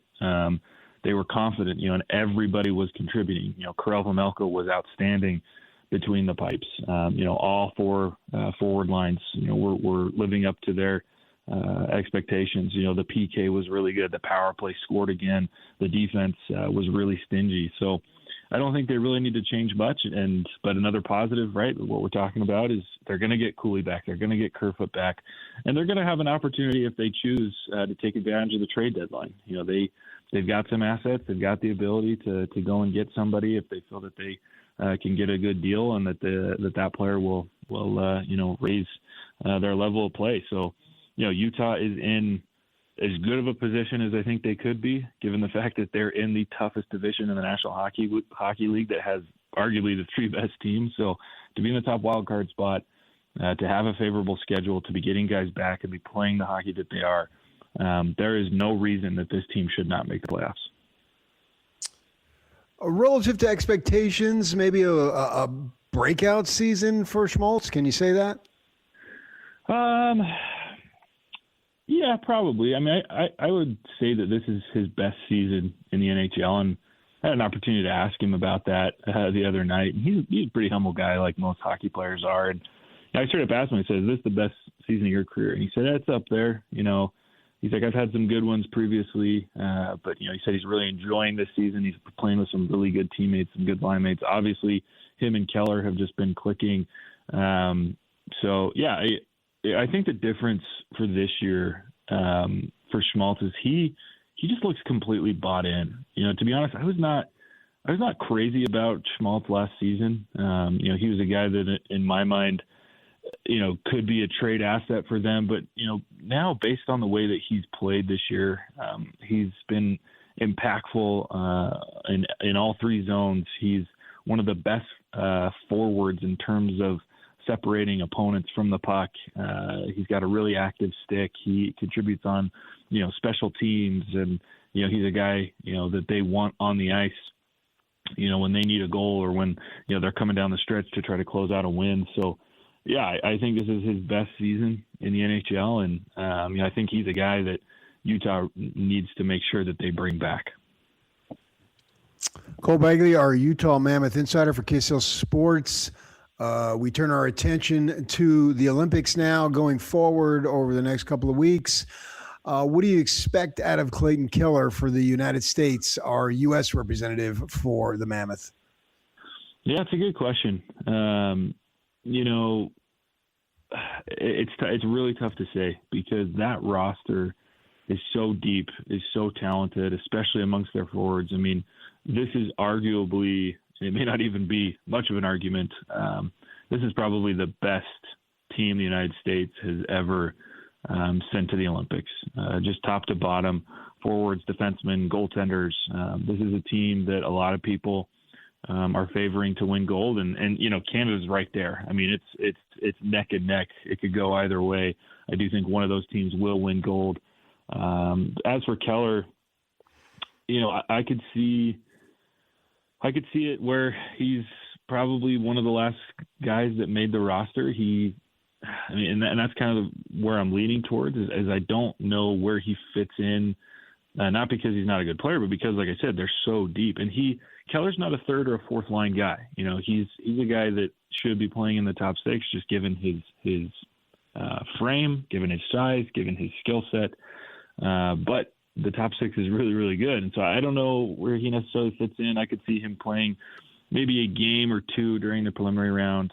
You know, certainly if there's any injuries, he's probably a guy that would be called upon to step up. But at the same time, you know, he's a player that you probably would want running your second power play unit. You know, he has the ability to do that. He's one of the best facilitators in the NHL, the way that he can, you know, kind of break things down, the way that he sees the ice. So, you know, my expectation is that he's not going to play a ton, just given how talented they are. But you never know.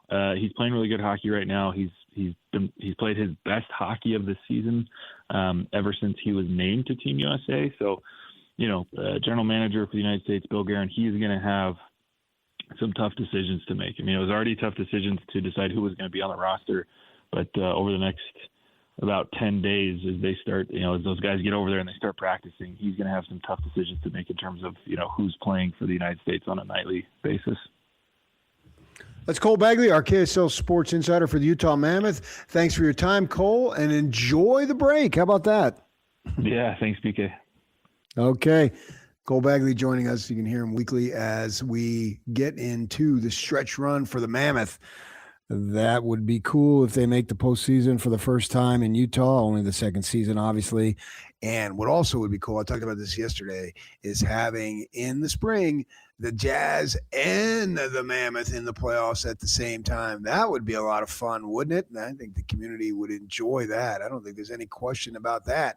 And with that in mind, the Jazz with their trade, yeah, we'll see what happens. We'll see what happens today, too, as the trade deadline is upon us. And we'll get to that, get you caught up on what we've been talking about, what you may have missed. Stay with us right here on 97.5, the KSL Sports Zone.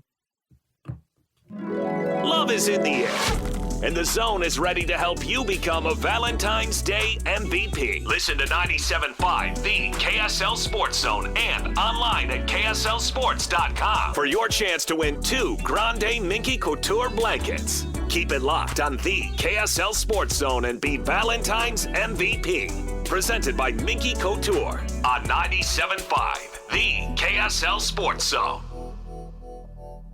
The Slacker Radio headlines are brought to you by Trajan Wealth. Call Trajan Wealth today. They are your local trusted financial fiduciary.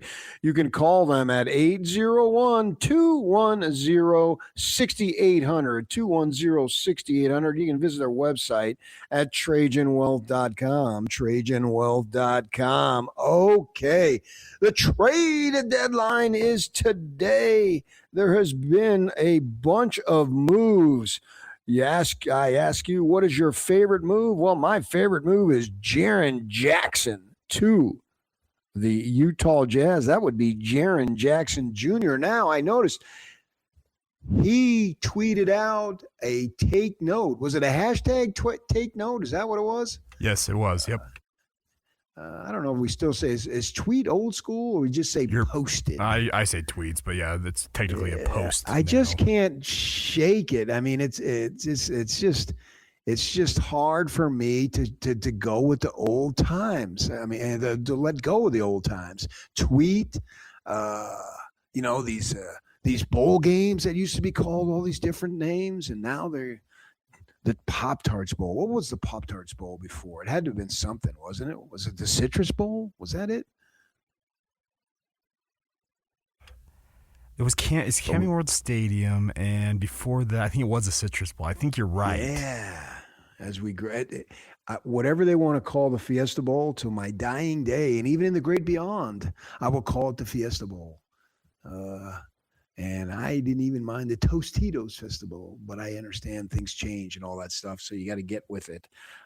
So for me, it's tweet. And that was good to see Jaren Jackson take note, because that's been one of their slogans that they've been using for a bit of several years now. And obviously it's a play on the music with the jazz notes and all that stuff. Yeah. And so that would indicate to me that he is excited about coming to the Jazz. He's intrigued, all those things. Obviously, they have been in communication with him. Probably Ryan Smith, one or both of the Ainges, Jay-Z, Will Hardy, certainly. Maybe they have basically what they call now, what we would refer to it in football as position coaches, and they have them for basketball now with the Jazz. They got a number of people, and maybe that's what they got there too, and the training staff, and then where he's going to get set up to live. I know that they give them areas and what are they looking for, and they help them out as far as that goes. So all that stuff has been taken care of, or is ongoing anyway, and Jaren Jackson going to be here now. I don't want to see Jaren Jackson out on the floor that much. Obviously, he's not going to play tonight. We understand that. But as far as that goes, the Jazz need to lose. I wouldn't say now more than ever, but it takes on a little level of more importance in my mind, because you've got your starting groups set up. If they re-sign Kessler, you certainly think it would be an extremely tall lineup of Jackson Jr. and Marketing Sr. and Alec Kessler. And the backcourt, I assume they will stay with George and Bagley and Yak. If you have a backcourt of George Bagley, what does that lead to? Oh, I don't know. It's a Wonderful Life. Oh, yeah. Well said. I'm glad you thought of that. Yeah, I thought of it. No, that's all credit to you. George Bagley. Jazz, use that. George Bagley backcourt. It's a Wonderful Life. I'm giving you that. I'm gifting you that phrase to use. I probably should trademark it, but I've never been a money guy. I got what I got, and I roll with what I have. How about that one, too? That's a good one. I got what I got, and I roll with what I have. A George Bagley backcourt. It's a Wonderful Life. Yeah, and add a top rookie to the mix, and then you could bring him along at his own pace. DeBonsa looked awesome last night individually. We'll get to that. So we'll see what the Jazz can do. Lose some more, and now, and we should probably, and when we get DJ back, we'll ask him and we'll develop that topic. Is it more palatable for Jazz fans to lose the rest of the way? I'd have to think that the answer would be overwhelmingly yes, because we know it's just 30 games or so, right? And it'll go by fast, that's for sure. And then when you get into March Madness, who really pays attention to the NBA basketball to the level that you do normally? Probably not. You're focused on the March Madness because it's a fun tournament, right?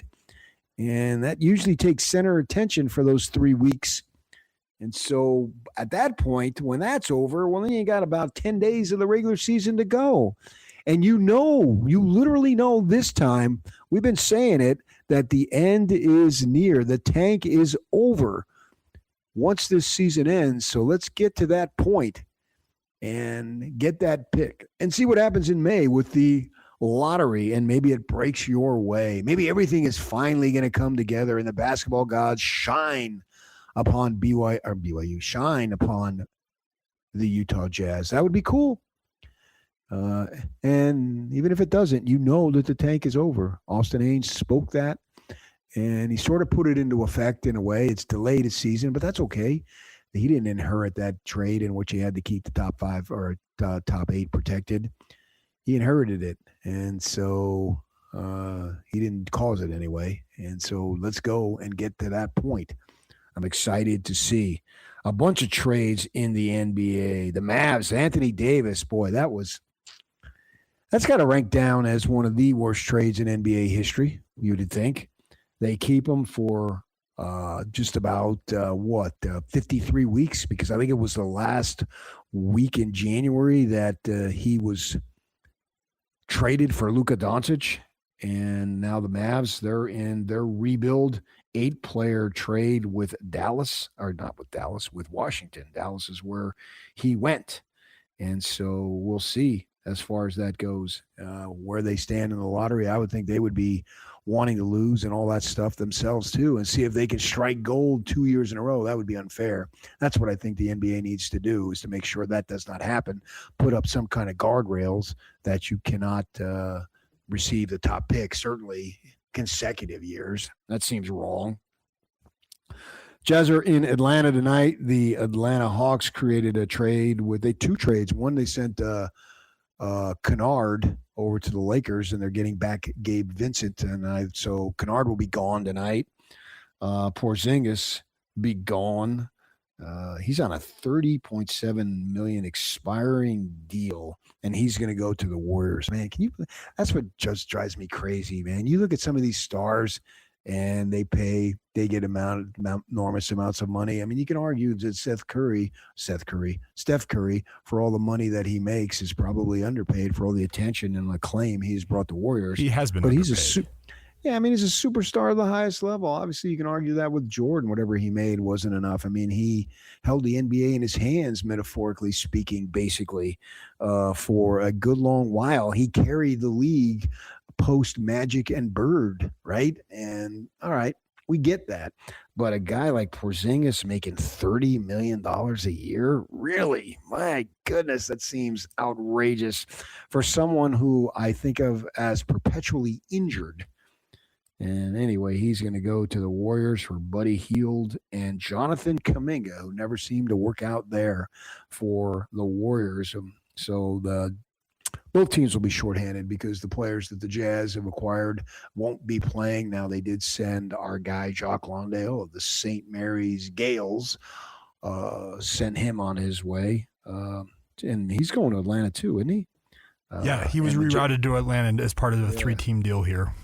Right. And we'll always have the Lonzo Ball era, PK. The Lonzo Ball era, man. I would have loved, because I would have loved. We haven't heard much in many years now from the dad. What was his name? LeVar, and he's not been as out in front as he used to be, no doubt. Yeah, man, he used to be. It seemed like a daily controversy on something. Stay in your lane, he said to somebody. I know his wife has had significant health problems, and I think he has maybe had some health issues too. But that Lonzo Ball, man, he was like the second pick, and Magic Johnson was talking about him being the future of the Lakers. That never even came close to panning out. I'd have to double check. A second, at worst third. That never worked. And if he had stayed, he would have given Jordan Clarkson a run for his money as most tatted up Jazz player. But he's going to be a free agent there, and we'll see what happens coming off of Cleveland. Cleveland making the big trade yesterday, sending Harden over there. We'll see if that matters. And Garland going to the Clippers. See what the Cavs can do. Are they stuck at being a good team as Donovan Mitchell was with the Jazz and not really going anywhere in the postseason and having disappointment after disappointment? We shall see about that.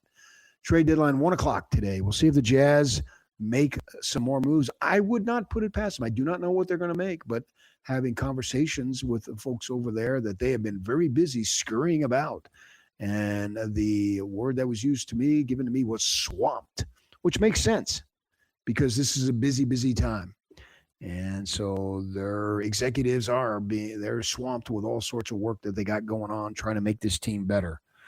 All right. Kevin Young, man, he's got to make the Cougars better. Another disappointing loss. Now, we are into Groundhog Day. Wasn't Groundhog Day? Was it the other day? Was it Monday? It was Monday, February 2nd. Yeah, it seems like with the Cougars, we are in Groundhog Day. Yeah. And we're all getting sick of it, unless you're a Ute or an Aggie fan, I guess, or a BYU hater, which is probably one and the same. And they fall behind. Now, they fell behind, I think, about 15, but they did rally. I think it was tied 41-41, something like that at halftime. Took a lead of about 5 points or so in the second half and then just folded, man. Majerus used to say, you can never score enough points to offset defensive deficiencies. And boy, that is just ringing true for the Cougars. Scoring 92 points, was it? And they still giving up 99. Correct. Oh my goodness. Houston will go a week without giving up 99 points. Well, The Houston Cougars. The day that the Houston Cougars give up 99 points, Kelvin Sampson will keel over dead. Yeah, that's just not going to happen. And Houston coming into Marriott Center Saturday night, they're ranked in the top 10. BYU's ranked 16th, but probably going to fall. I wouldn't be surprised if they fell out of the ranking. It's not that big of a deal. It's just a talking point. But for a team with high expectations, nope, they're not meeting them right now. Wish they were. I'd much rather them be in first place, them be in the top 5, but they're not. DeBonce can go number 1 and 2, and he sure looked electrifying offensively. He's got long strides. It looks like he's got a great game. There's no doubt about it. But they need to dig in, and they need to show some heart. They need to show some intensity. And so freaking soft with the turnovers, just brutal in the early parts of the game. They were having more turnovers than shot attempts. If you're going to have these turnovers, throw the ball out of bounds then, or commit an offensive foul. So the other team has to begin the offense with taking the ball out of bounds. Get your defense set up. That's the point. And they're just not doing that whatsoever, man. Kevin Young, whatever you got to do, you got to do it. Turn over chairs and tables in the annex. And, I mean, a BYU coach, I don't think he can get ejected. But, I mean, they got to do something, Yak. Well, and it kind of goes back to what Steve Cleveland told us on Monday. Remember, he was saying he wanted to see a players-only meeting being led by maybe AJ or Richie Saunders. And I would hope that if that hasn't happened already, that's going to happen because – let's be honest, PK, I like to use the phrase all the time, coaches coach, players play. And Kevin Young, his staff, they can say all they want to these players, but ultimately the guys on the court who determine what's actually going to happen. So they've got to, speaking of the players themselves, pull themselves up by the bootstraps. Yeah, DeBonce talked about going to the Final Four over the summer. Yeah, he said the floor was a Sweet 16. Yeah, this is going to be your only season in college. We get that. We understand how the system works. I don't begrudge him of that. Of course he has to go. There's no question he has to go. There's too much at stake for him to stay in college.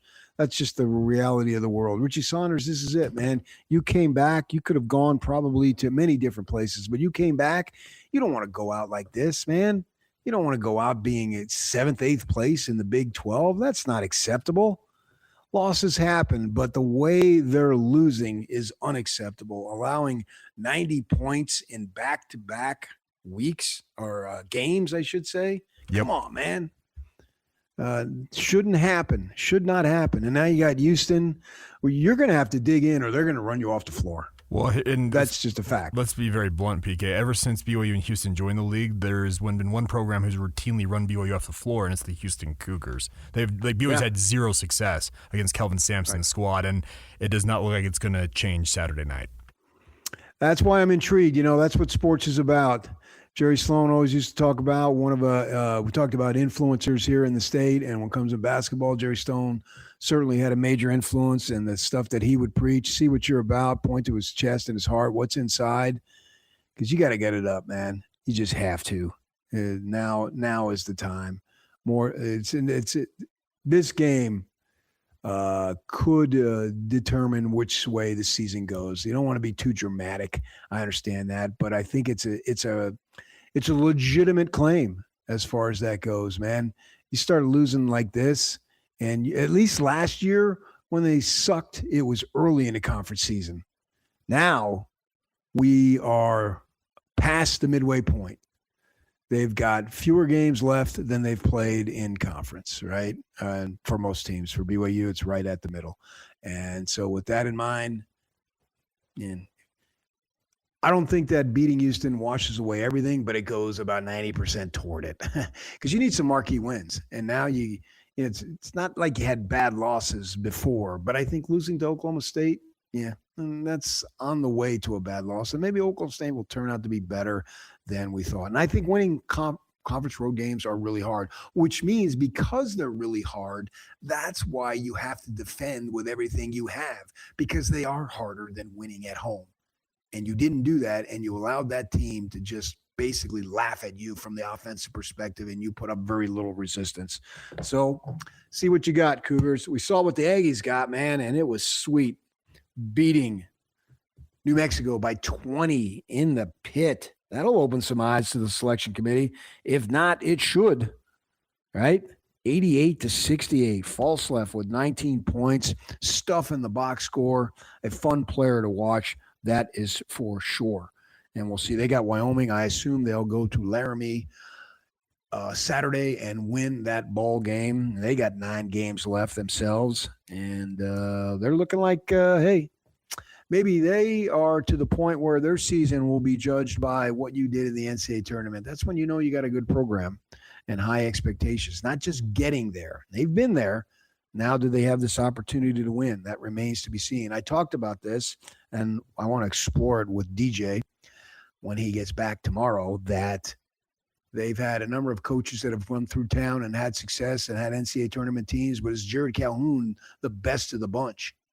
It looks like he might be, because his teams play with heart. They're disciplined. They know what they're about. They know what they're trying to do. And more often than not, they are doing it, obviously. The Utes aren't doing it. Alex Jensen having a struggle in his first year, not to be unexpected by any stretch, to go with the double negative. ASU comes in and beats them by 8 points. They got down big. Their times, better times are coming. They're not right now. And we spoke to the Mammoth. Hey, they won, man. Good for them. They're in the playoffs right now. Season doesn't end right now, but they got a 3-week break. Get Cooley back when they come out of the break here. In 20 days is their next game, 3 weeks from yesterday. And then away they go in the stretch run. We'll see if they can get to the postseason. Jaren Jackson, we'll see about him and what he does for the Jazz. Still the dominant story. And we'll see if the Jazz make any moves. Stay with us. We'll wrap up the show. Get you ready for Jake and Ben right here on 97.5, the KSL Sports Zone. Great time to be a sports fan. We got a little bit of everything going on. We even got golf. Tony Finau will be participating in the Waste Management Open. That begins today. We'll be following that. And then we know what is this weekend.